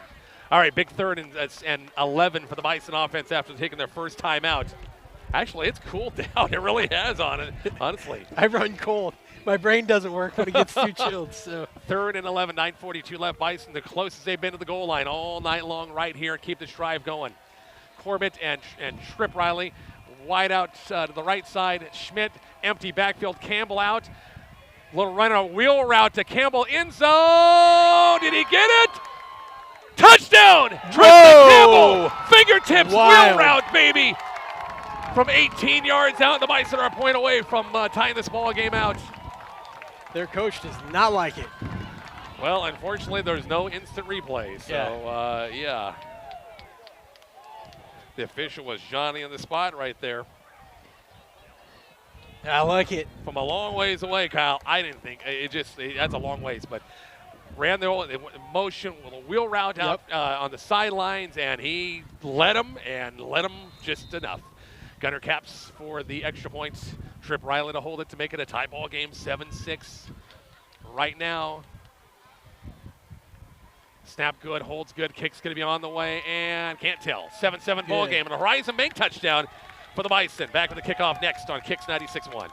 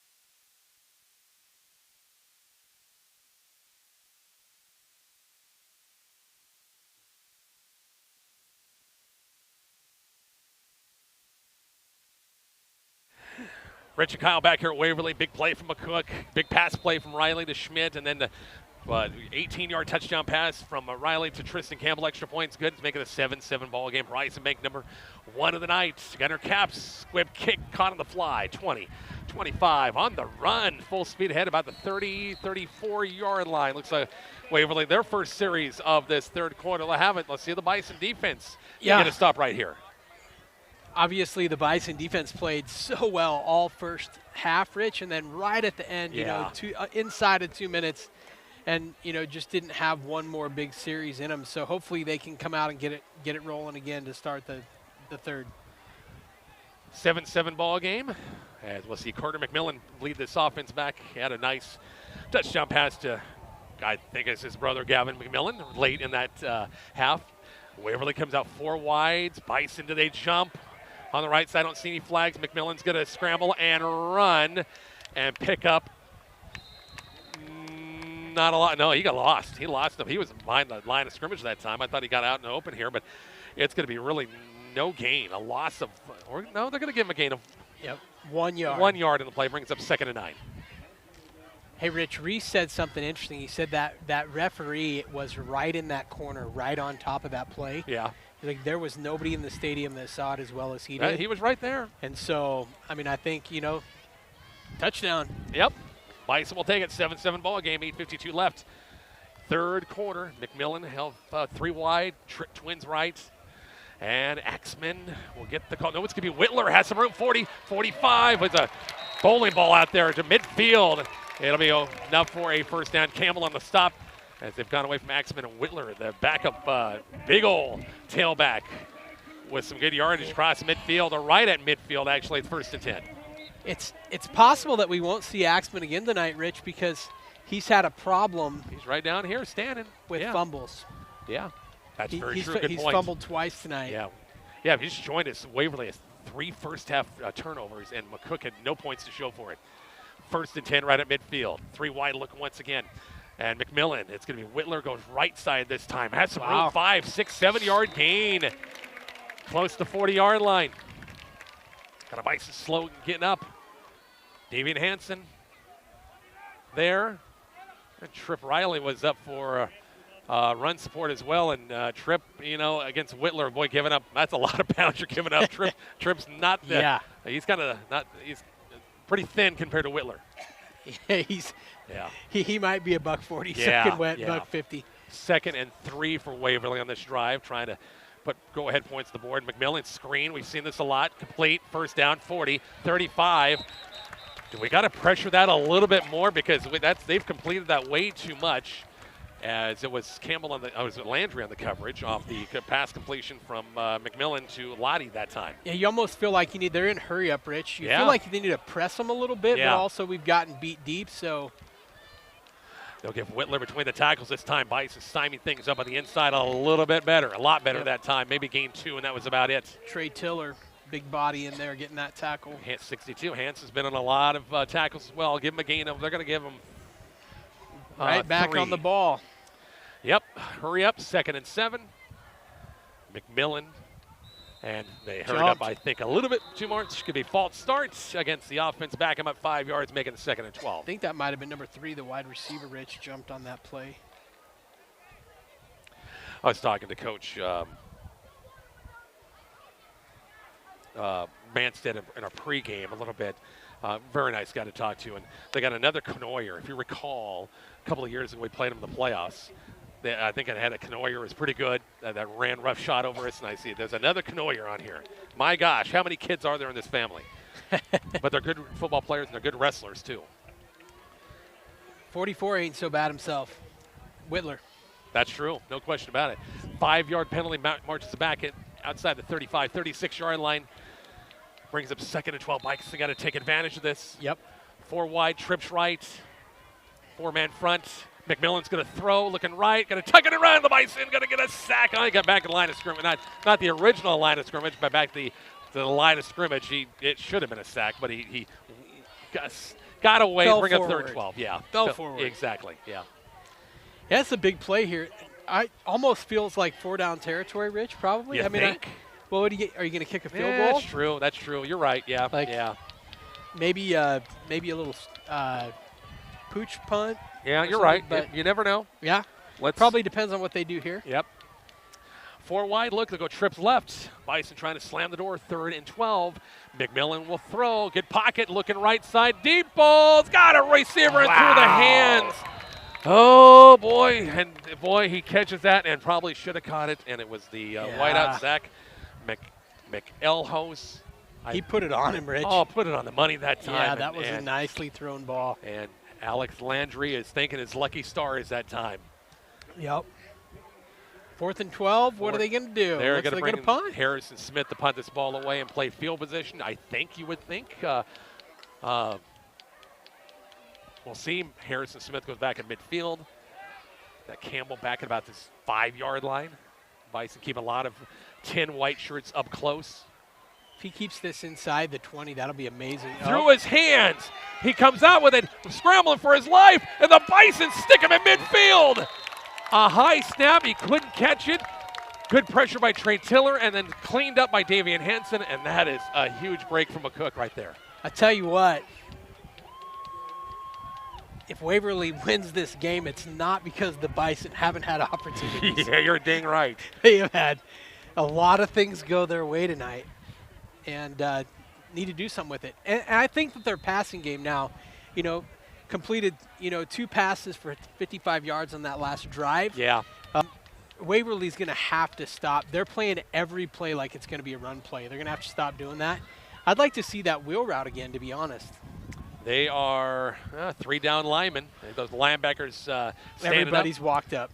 Trip Riley in motion. Shotgun set. Trenton Riley. Pressure. Pass going to be complete. Trip Riley has it. 45. Sticks his way inside the 45 by the 44-yard line. It's a gain of about 6 yards for a Trip that time. And brings up 2nd and short. Yeah, a few more of those, and they're going to have to rethink what they're doing. They brought extra people that time. A little blitz. Yep. And Trenton got rid of it quick that time. Corbett split out wide left. I think it's almost like a little run blitz, Rich, like they're stuffing up the... 2nd and 3. Ethan Schmidt split out wide right. Ethan's looking out in the flat, going to be complete. That time is complete to Gabe Roberts that time. That's a nice catch. I think, and boy, that was in traffic as well that time. Trev Greavy was on the pursuit and contested that completion, but Gabe, nice job wrapping his arms around it. That should be a 1st down. They can't decide. They're like looking at it. In a measure? Gosh, they didn't measure the one we won in the first half, did they? No, they did not.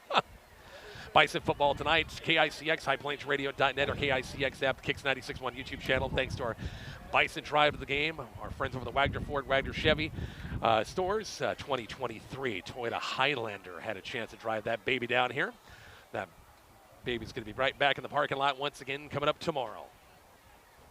Stretch the chains. It's either 1st and 10 or 3rd and 1. They give him the first down. 1st and 10, Bison moving the chains. Move those chains. You betcha. Now let's put the ball in Campbell's hands and see what he can do. What's our how many people got online tonight? What's that number? Have you checked that lately? I don't know. You got it in front of you. Where do I check here? We'll get that here. Sure, we got a lot of folks online listening to our Kicks 96.1 YouTube channel once again.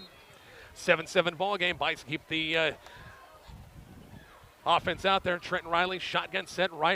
Campbell behind him. Gabe Roberts shifts from right to left. And it'll be Campbell left side. Big hole. Had some room. Boy, that open a hurry. Yeah. Tristan about the 36-yard line. Picked up 5 yards. And Roberts with a kick-out block over there that kind of let Tristan go through. Get a game of 4, actually. Give him a game of 4, 2nd and 6.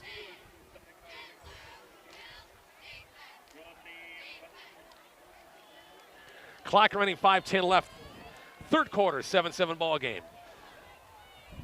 Waverly scored right before the half in a pass play. Bison came back. First drive here in the quarter. Big pass play from Trenton Riley to Tristan Campbell. Landry in the slot. Corbett split out wide right. Shotgun set for Trenton Riley. Looks to throw. Pressure's on. Out in the flat. Complete. Campbell couldn't bring it in. Dang it. Tristan went up for it. Could not corral it. Gosh, they need that middle screen. Yeah. I mean, they're releasing all 6 guys. Yeah, why wouldn't time. you try to sneak that back or somebody behind them? Yeah. About 310 folks online. Good tonight. deal. Yeah. Nice. And climbing. They heard the good news. It's 7-7. Bison are driving. Arthur County 24-22 going to the 4th quarter. Wow, down in Bartley against Southwest. It's a nail biter, Rich. 3rd and 6 for McCook to keep their drive alive. Motion man on the near side is Ethan Schmidt. Riley, shotgun set. Pressure again. Pass down the middle. Going to be complete. Ethan Schmidt, little crossing route, 25-yard line. Riley down. And they're bringing some extra bodies. Hurting a little bit. And Trenton tells the official, okay, and ready to go. Just got wiping the cobwebs out a little bit. What did that go for, Rich? They're going to have to bring him out of play, I think. That was from the 37 to the 20. I forgot where the marker was. I'm sorry. 5, 10, 15. I'm going to give him 18 yards in that pass play. I'd like to just see a little direct snap, something or other here. Let's not get fancy. Oh, and we got another Riley, I'm assuming. Tripp's going to go in there and one play, and it'll be Campbell once again between the tackles, and he's hit line of scrimmage. And I think Waverly probably thought that was coming. Yeah. And that brings, I don't think it's a gain of anything. 2nd and 10, or actually a loss of. No, it's going to give a gain of 1. 2nd and 9. Trenton Riley is talking with Coach Petrosky on the far side. He's coming back in. Riley's throwing the ball well this series, Rich. He really led Ethan that time. He led him. Crossing route going from right to left. Led him well. Big play. Move the chains down to the 26-yard line. Under 4 minutes left, 3rd quarter, 7-7 ball game.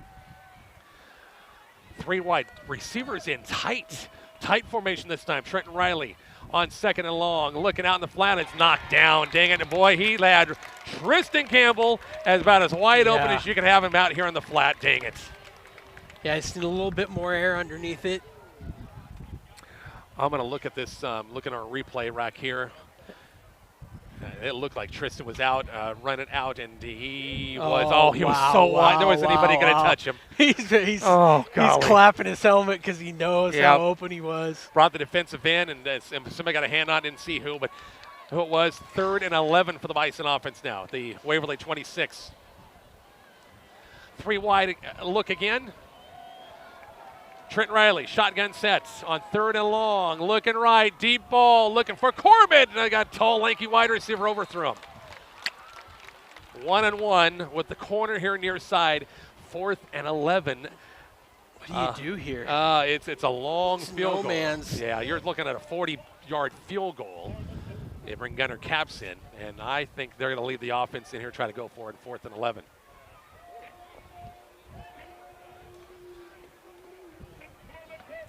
I like to see that wheel route again. Well, that's what you saw when he got so open. Yeah, because he was that wheel route. Yeah, exactly right. It's just the right side. He scored on the left side. Here we go, 4th and 11. 3 wide once again. Trenton Riley, some pressure. Still running. Just heave it. It's going to be sacked and a fumble. And it's recovered. Nevertheless, that was 4th down. Oh, dang it. So,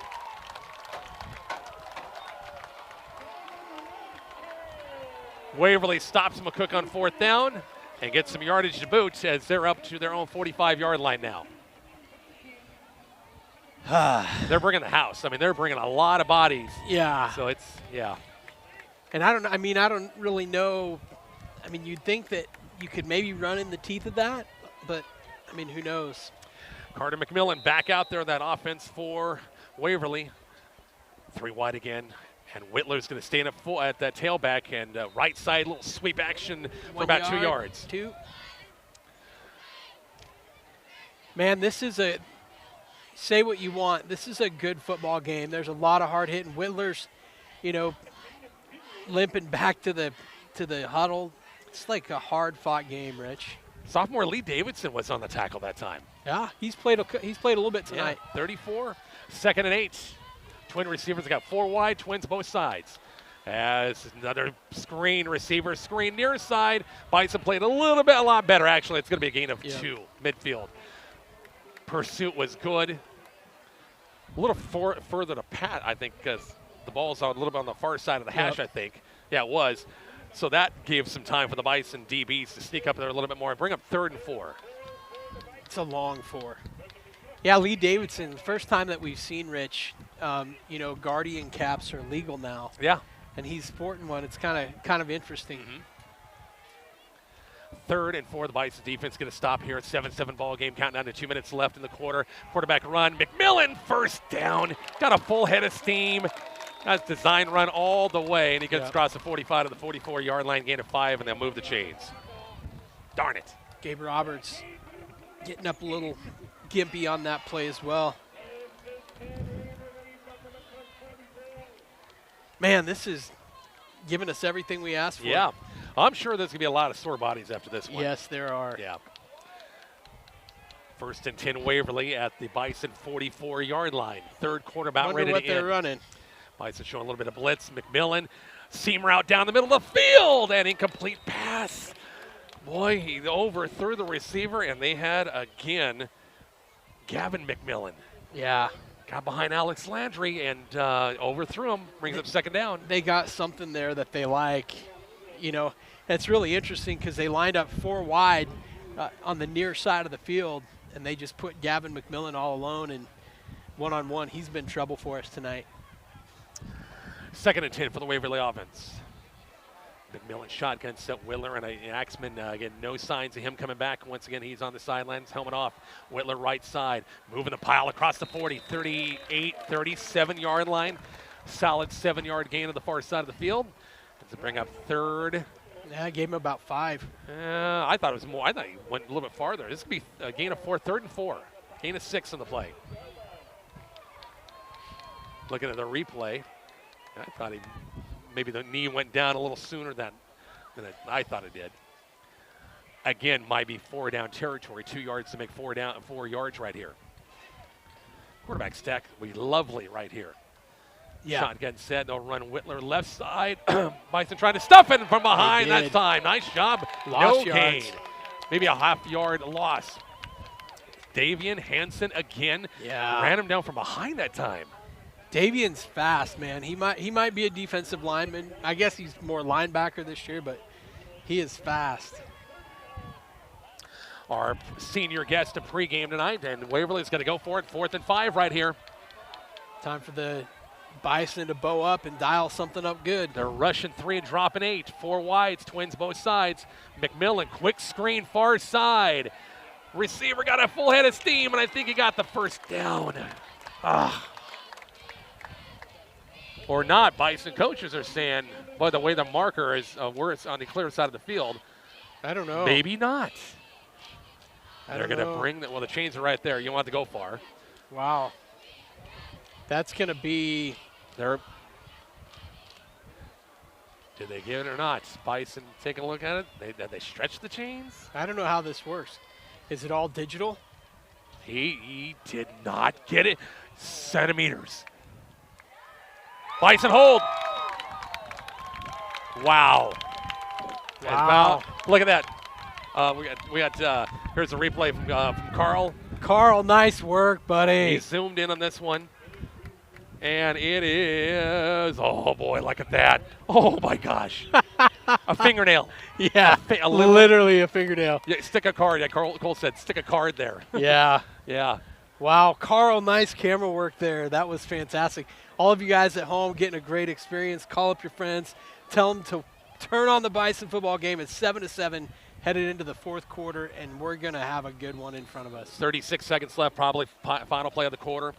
7-7 ball game. Trenton Riley, shotgun set, 34-yard line. They're going to throw on first down. Out in the flag. Going to be picked off.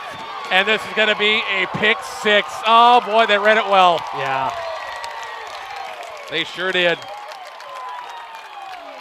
You know, we had went to that a number of times, and they saw it and said it jumped the route, and it was for Waverly that time, 14 Kenton Bowker. A senior DB on a pick six runs it in, and boy, that hurts right there. Yeah. Kind of feel like, Trenton was set up for that. Couldn't really throw that ball much differently or better.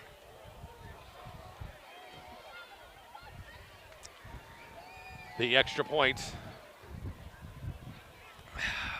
is coming up. Darn it. Well, hey, we got a fourth quarter to go. You're only down a score. Just get your offense going. And you've rallied before. You got to rally again. Yep. A missed extra point would be nice right here. Snap good. Kick's going to be on the way, and it is on the way. Good. Didn't get such luck. 14-7 Waverly. We're back with the kickoff coming up shortly on Kicks 96.1.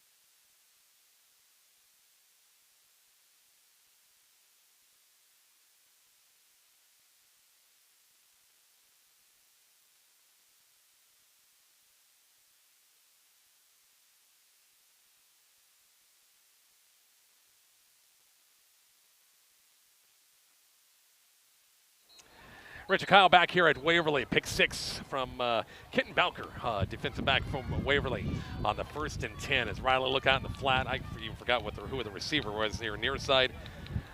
Didn't matter, as did a nice job jumping that route, and it's a 14-7 Waverly lead as we got 23 seconds still left in this third quarter.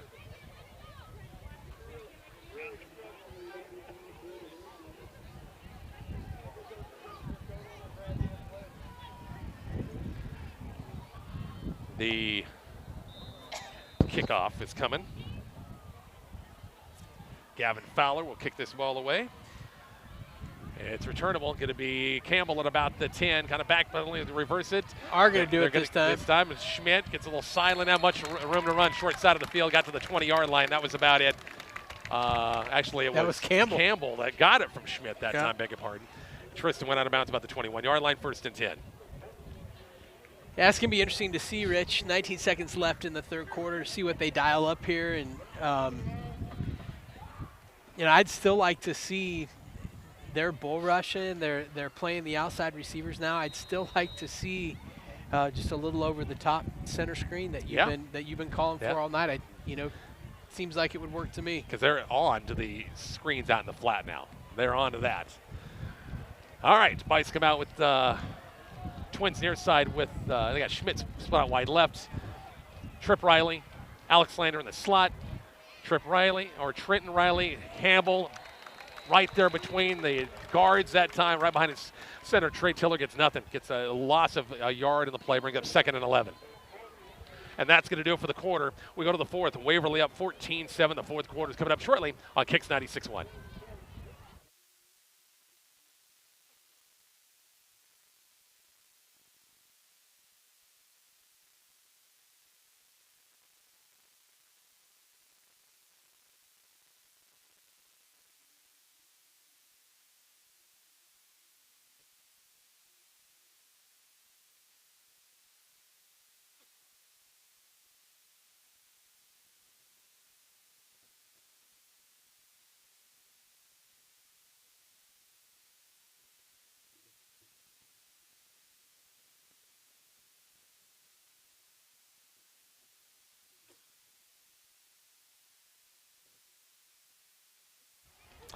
Rich Kyle back here at Waverly. We start the fourth quarter. Bison trailing 14-7. Other Class B scores we can tell you about. Northwest over Lexington 42-7. Norris over Lincoln Northwest 54-7. Elkhorn North over Ralston 49-zip. Scott over Plattsmouth 42-7. Platteview over Beatrice 28-14. York over Lincoln Standing Bear 29-zip. Scottsbluff 48, Crete 0. Garion over Alliance 20-0. The final, Bennington over Hastings 42-7. Oh. Seward over Pius 35-zip, and Blair over Gretna 34-14. I'm going to have to buy you a Runza or something. You said a 35-point margin of victory. Hey, did I get it right? You got it right. My gosh. You said 35-0, 42-7. I said 48-0. We were both close. Well, you hit the margin of victory. So. All right, Bison offense needs to get going here again. They're at their own 20-yard line, trailing 14-7, 2nd and 11. Riley shotgun set, Schmidt in motion to the near side. Got Trips here near side. Out in the flat. Nice. Boy, sing that one. Trent Riley singed it, and Schmidt should have caught it that time. That was a perfect pass. Yeah, boy, he sidearmed that baby, and Ethan's got to come up with that one. Incomplete, makes it 3rd and 11.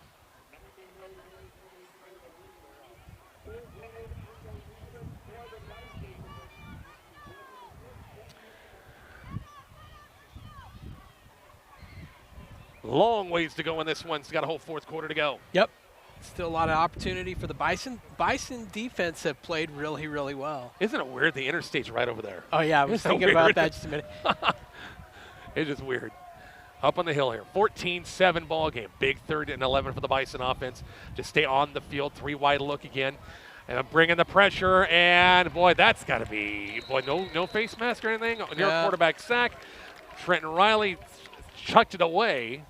They're going to say Roberts is over here in the area. And 4th down. Yeah.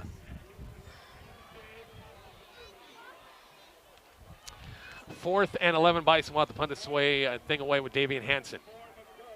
Yeah, we're starting to see a little bit of a slowdown physically. You know, they have a lot more players than we do, and starting to see that depth make a difference. Hansen's kicking this from about his 5-yard line. One deep man about midfield.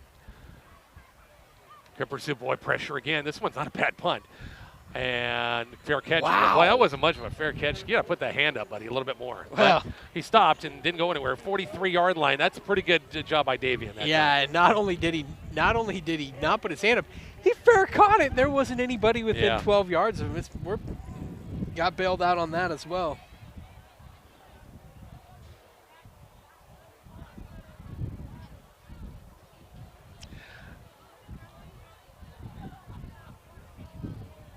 Just got reminded of the 2019 we played so Waverly. Yeah, heartbreaker to Waverly, Yeah. 36-30 in that one. Waverly has it at their own 42-yard line. It's going to be, they're going to bring Axman back in the ball game. He's slung down at about the line of scrimmage, and guess what? 62 Davian Hansen is just a man out there tonight. A ton of tackles. A gain of 1 brings up 2nd and 1. Yeah, Jackson texted a minute ago, and he's like, I tell you what, Davian Hansen, like he's played so well tonight, Rich. Yep, he sure has. Lee Davidson's still out there. Yep. Need a stop. Get a 3 and out right here. Get the ball back. 14-7 Waverly lead. Score update brought to you by MMB Bank. McMillan will throw, looking right, pass complete. Going to be shy of the first down. At about the 49, they'll mark it. Not a lot shy. Lee Davidson over there. Ethan Schmidt off the reception that time by Zach McElls.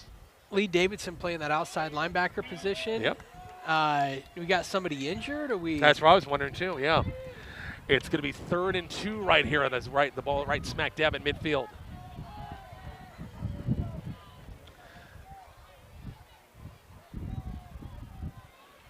McMillan back in the shotgun set on 3rd and 2. Run inside give. This is not Axman. This is another tailback they brought in, and he got the first down. Not by a lot, he didn't.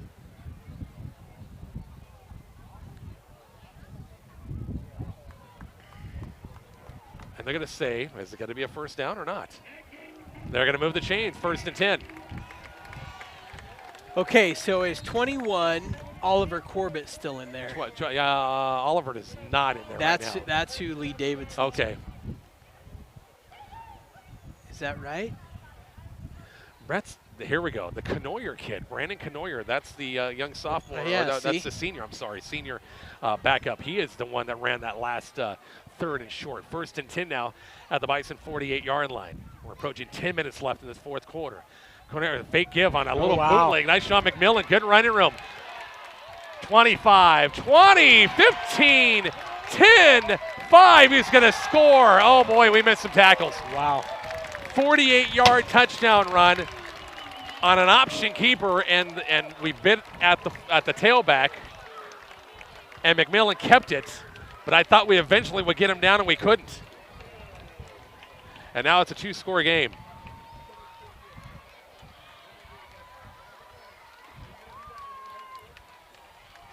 Yeah, that changes things a lot. Yeah, it does. The extra point is coming up to make it a 21-7 ball game. Snap, high snap. Kick's going to be a kind of a line drive. I don't think he missed it. He sure did. 20-7, Waverly. We're back with the kickoff coming up shortly on Kicks 96.1.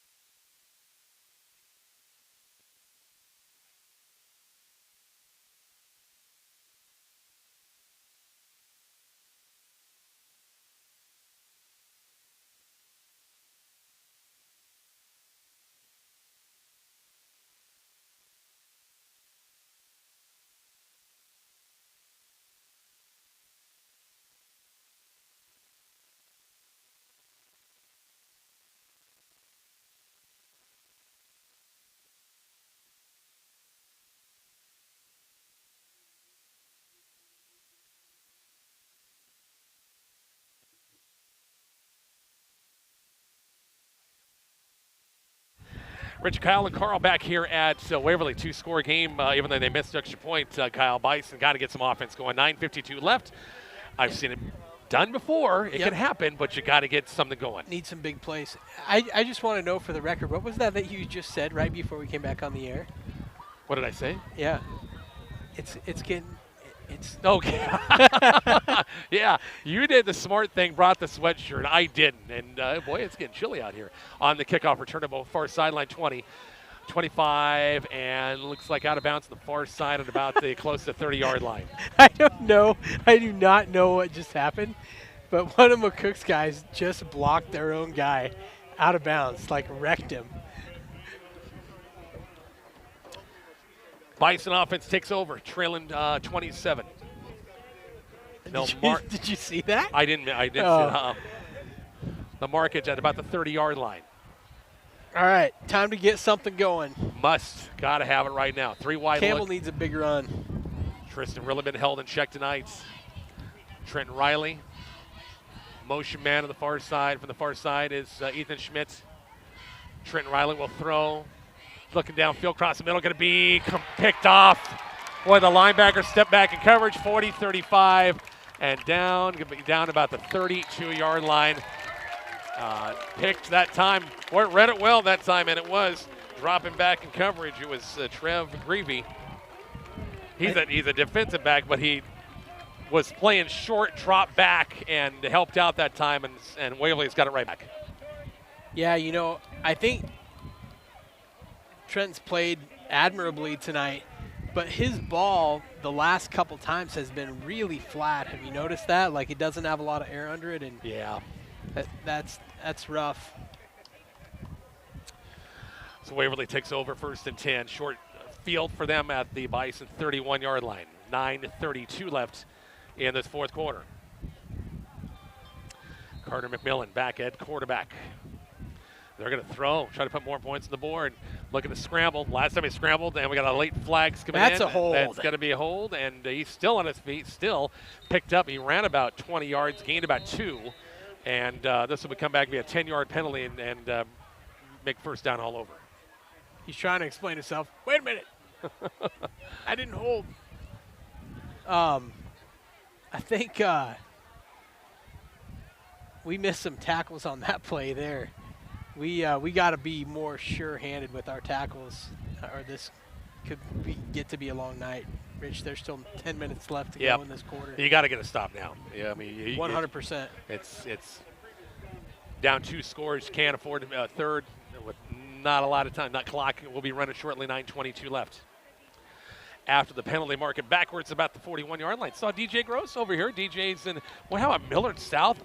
Just handed it to Kearney last night, 57-3. Yeah, that's rough. Wow. They went to Arizona, and they took a loss there, but I've heard that Arizona team had a lot of D1 players on it. Passes complete on the far side. They'll get some yardage back to about the 30-yard line. Picked up a gain of 11 that time, brings up second and about 9. About 13 on that. Yeah. Holy bucket. Next week, Crete comes to town. Crete was taking another loss. They're 0-3. Yeah. 0-3. They'll come to Weiland Field now coming up next week. Wagner Ford pregame at 6. Kickoff time is at 7. 8:46 clock running. Carter McMillan, shotgun set. It's going to be Whitler who's back in the ball game, and the Bison does a pretty good job of bottling him up there. No gain. All right. McCook on the stop. 44 is in there. And also David Hansen again, 62. Yeah, he's 3rd and 8. No gain on the play. 3rd and 8. His stat sheet's going to look pretty stellar really tonight. Good. Really good. Officials timeout. One of Waverly's players, no equipment problem, but he trots off, and here we go. Cook, get a couple more. Got to believe this is 4-down territory, don't you think, Rich? I would, yeah. I mean, you're up by 2 scores.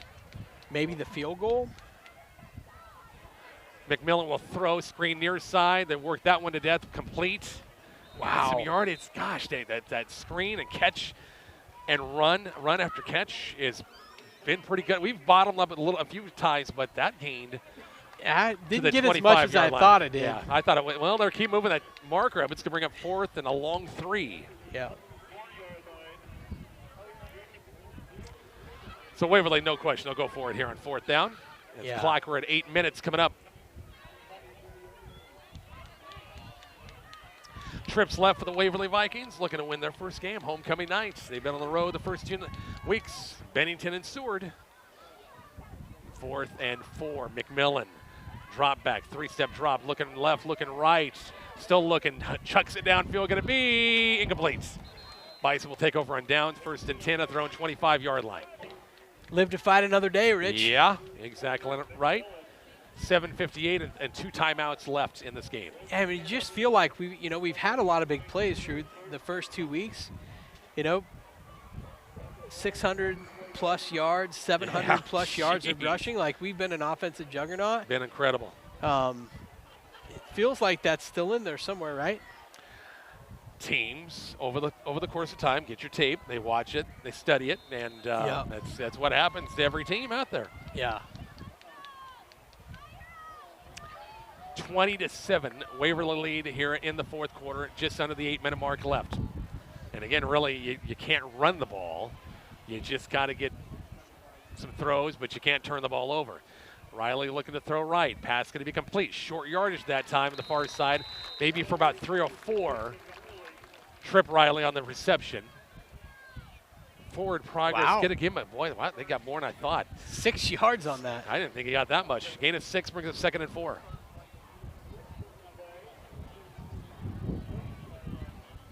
Our Wagner Chevy post game is coming up after we're done.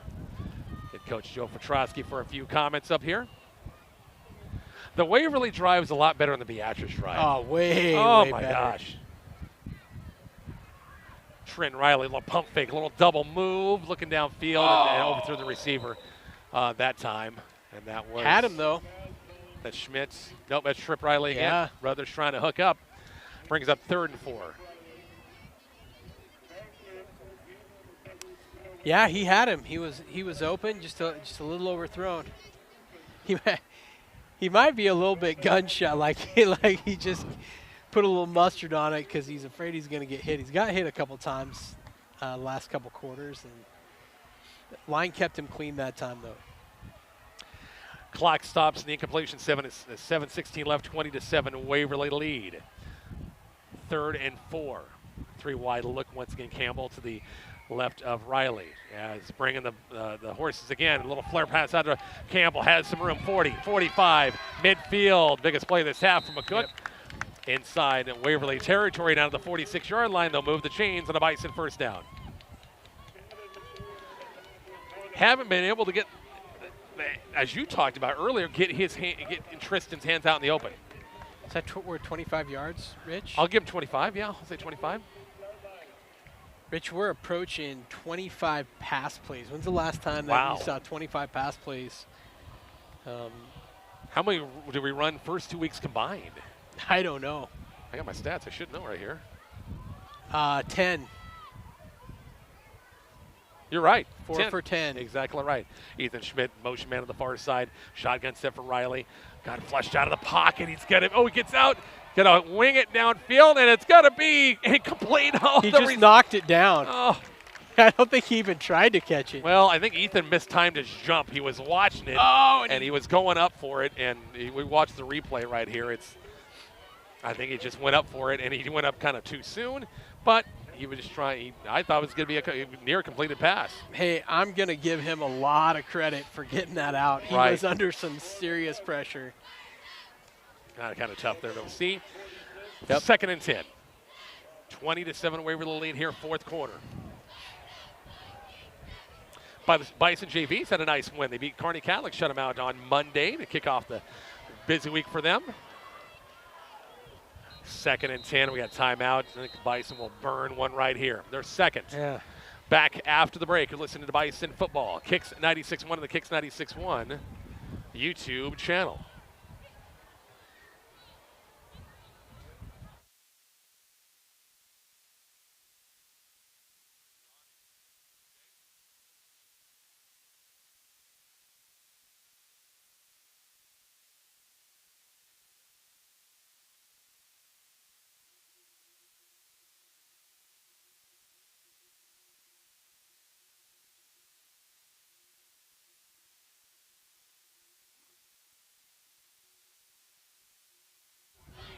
Back here at Waverly, hey, reminder, Coaches Coffee Club, we're live from Saints. We're live from Embers Bakery and Cafe. It's caught me a couple of times. Sorry, Andrew. Embers Bakery and Cafe coming up on Saturday morning, tomorrow, 8 o'clock. Recap of this game, Coach Petrosky will be by, and recap of all the past week in high school and college sports. Conversations with all your favorite coaches, 8 o'clock tomorrow morning. Yeah, I gotta stream that now. I don't get it live clearing. Oh, that's right. Yeah, that's right. You so do. I have to stream it so I can keep up with Bison sports. 6:58 left here in the 4th quarter. Bison have a 2nd and 10 at the Waverly 46 after the timeout. 3 wide look. Riley looking to throw. Good protection this time. Oh, yeah. And he's going to tuck it and run. 40, 35. Got the first down out of bounds at about the 32-yard line. So nice job by Trenton. Coverage downfield. Tucked it and run, and then they move the chains. Did a nice job, pull it down, and he's got good speed. Waverly coaches, I'm sure, down there are saying, hey, guys, this is not done yet. Yeah. I think this is a hard, like this is, I was thinking as we were going into that last break, this is a hard game because it feels like it's kind of over, but it's not over. You know what I mean? Yeah, exactly right. Yeah. Even the fans are kind of like. You still got 6:50 left. You get a score here. You got to have 7. 3's not going to do it. Yep. Got to have 7 right here. Motion man. Near side is Ethan Schmitz. Trip Riley. They got flags. There it is. is. Oh, there's your screen, middle screen. That time of Tristan Campbell and dropped. Was McCook. Did they move and cut upfield first? Yeah. We got kind of what we wanted that time and couldn't take advantage of it. And it was right there. Yep, they're going to shifting, illegal shifting once again against the Bison. Illegal shift? Is that the technical terminology? I'm just impressed. The officials got microphones. Yeah, they got wireless mics. Yeah, we're going high tech, big time here. Yeah, they went all out on everything with the speakers. Yeah, yeah. Joe, speakers need some work. After the penalty, 1st and 10 or 1st and 15 back in there. Waverly 38. Oh, we had a receiver move. Pass complete far side, and this is not going to count. 40-yard line. Would have been a nice gain of about 7 yards, but the receiver near side, we moved.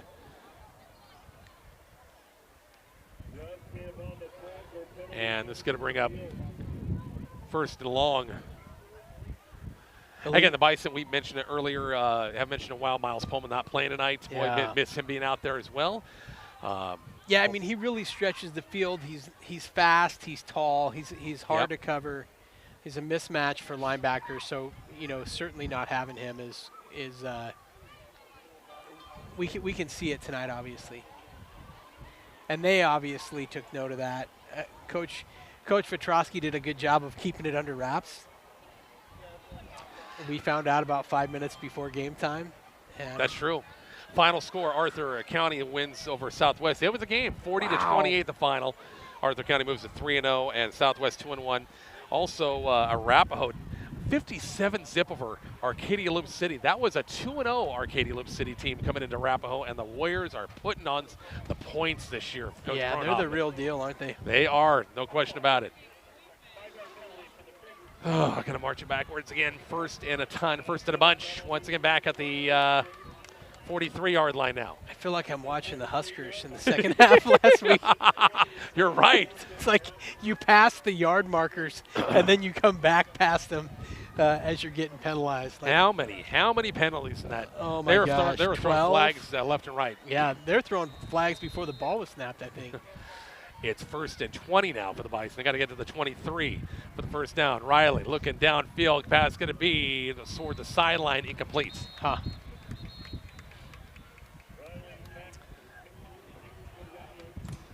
That was Gabe Roberts downfield, the intended receiver. Incomplete pass brings up 2nd and 10. Looked to me like Schmidt was open on that play.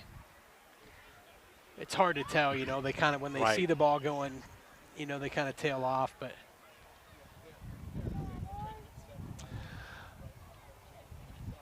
Well, this game, I thought we were moving at a great clip. Yeah. In the first quarter, and now it's like 9:23. This might be one of those nights where you just put the sleeping bag in the car and just go park out in front of Ember's Bakery. That's what in the world was that? Wow. What was the penalty? Pass interference? Had to be pass interference. Had to be because automatic first down. Yeah, wild. Okay, we'll take it.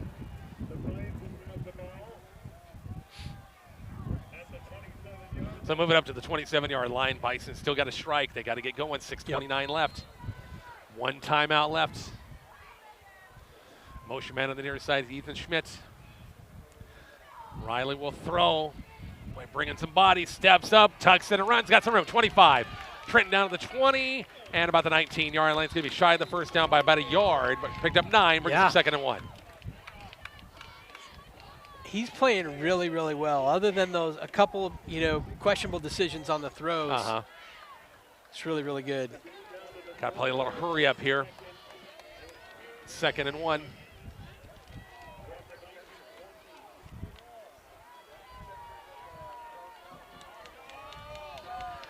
Schmidt split out wide right. Got Trip Riley in the slot.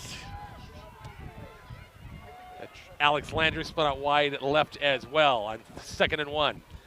And pressure from the backside. Pass knocked down. Oh, we did not get something blocked that time. Well, I think that was that was a screen again. A little running back screen across the middle, but yeah, I mean, you got to hold them for just a second and then release them. You can't just let them come free. That might have been a linebacker that came free there. I'm not certain. Here's the replay right here. There is 5 minutes and 41 seconds he came left. uncovered. Yeah. He came uncovered. 5:41 left in this fourth quarter. We've got 287 people online watching. Listening to us. Yeah. 20-7. Here comes 3rd and short. Riley, end zone, going to be picked off. Yeah. Threw it short, picked off 10, 15, 20. And about the 25-yard line. He really threw that one short. Dang it, we had 9 yards on first down. We had 2nd and 1 and could get that yard. And the turnover is a problem for Waverly in the first half. The turnover is a problem in the second half for McCook. That's our third? No. That's the 3rd pick. Yeah, it's third. Yeah. Pick 6 included. He stepped up in the pocket and just, coverage, threw it in the double coverage too. And didn't have a chance. And Waverly probably would think, just try to run this out.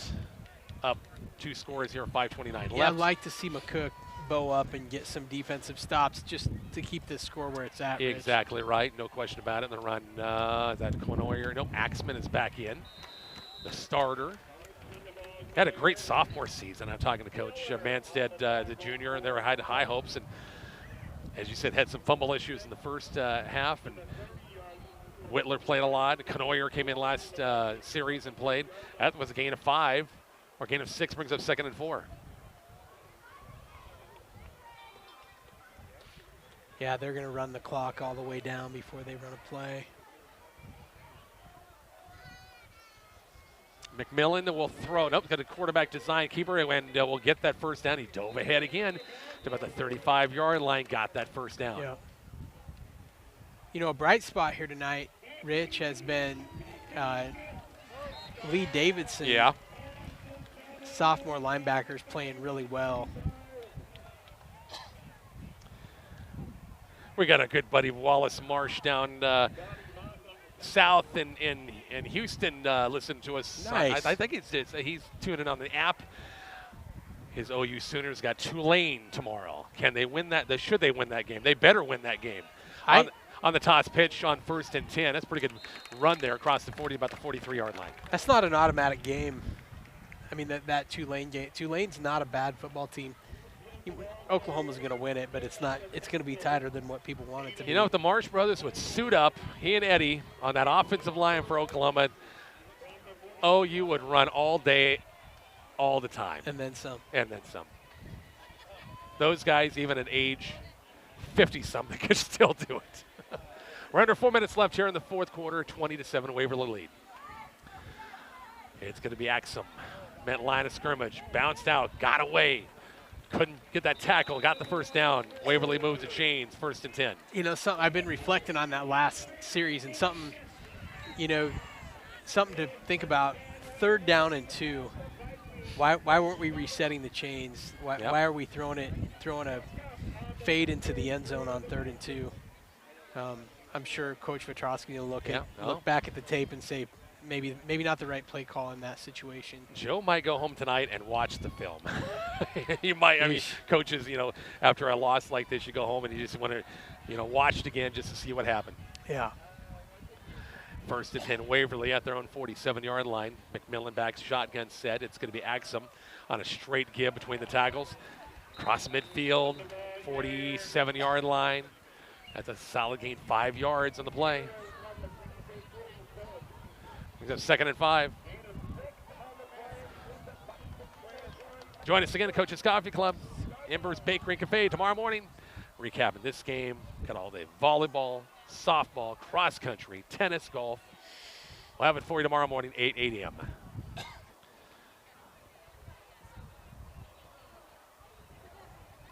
2:38 left here in the fourth quarter. Waverly up a couple of scores, 20-7. 7-7 ball game. Bison scored on that wheel route throw from Riley to Tristan Campbell. Got back to 7-7. Things just haven't gone good since. Davian Hansen, I think, a little slow getting up, but I think he's okay. And McCook just burned their last time out. We're back to Waverly coming up in just a moment. Kicks 96-1.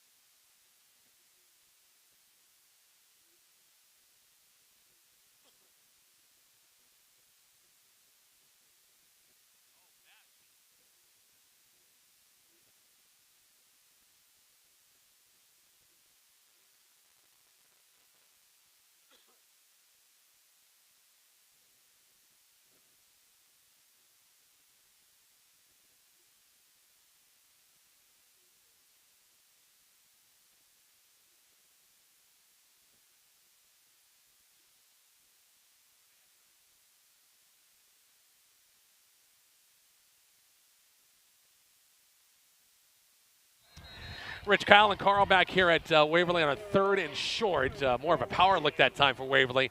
And I think they're shy of the first down by about a yard, or maybe less than a yard, bring up 4th and short. Counting down 2 minutes left in this ball game. It's Coach Petrosky and his crew are running different people in and out, getting some more playing time for some of these guys. Got to build that depth, don't you, Kyle? Yeah, you certainly got to do that. You got some young players who are doing a nice job, and got to reward them with some playing time. Got McCook to jump that time. Down on the 4th and 1, a little freeze count. Took a page of the old Bison book that time, freeze count, and 5-yard penalty will give Waverly a first down. Well, I think the runs have got to talk about it. Oh, yeah, our run's a player of the game. Yeah, to me it's obvious. Think about it. Think about whose name we just called over and over and over and over tonight. Oh, Davian Hansen. Yeah, oh, 100%. Without a doubt. Yep, I would agree. Senior Davian Hansen, who was our pregame, senior pregame today. We called him a lot. Now, a little victory formation once again for Waverly to wrap this things up. So we'll give Davian once again the Runza Player of the Game award. Well earned. Well deserved. Bison will regroup. Get Crete coming in. Yep. Crete has had their issues through the first 3 games. 0-3, and they'll come to Wyland Field looking for their first win. The Bison got to get back to work on Monday and regroup. Yeah, a lot of work to do for this team, but a lot of winnable games. The thing that I don't like about this, Rich, is to me this is a referendum. You know, before the game we were looking at that Nebraska high school football website. Yeah. And they have like McCook as like the 16th best team in like Class B, and that was like Nebraska high school football prep or something. Yeah. Not the World Herald Journal Star. 5-0-2 and 3 or 5-0-2 and 4 1-1 teams ranked ahead of us. Yeah. In Class B. And I don't like this as a referendum on West versus East, and I just don't think the West teams get a lot of respect. But the West teams also got to come in to places like this and win games. Yeah. So you did beat an East team last week in Aurora. Yep, and Beatrice. And Beatrice, yeah, you beat them too. Yeah, exactly right. So, and we got, like you said, Crete, a lot of winnable games left on the schedule. That probably will be the last play right there. In fact, it will. The clock will wind down. The Bison will fall in this one by a final score of 20-7. Our Wagner Chevy post game is on the way next. So I have stats.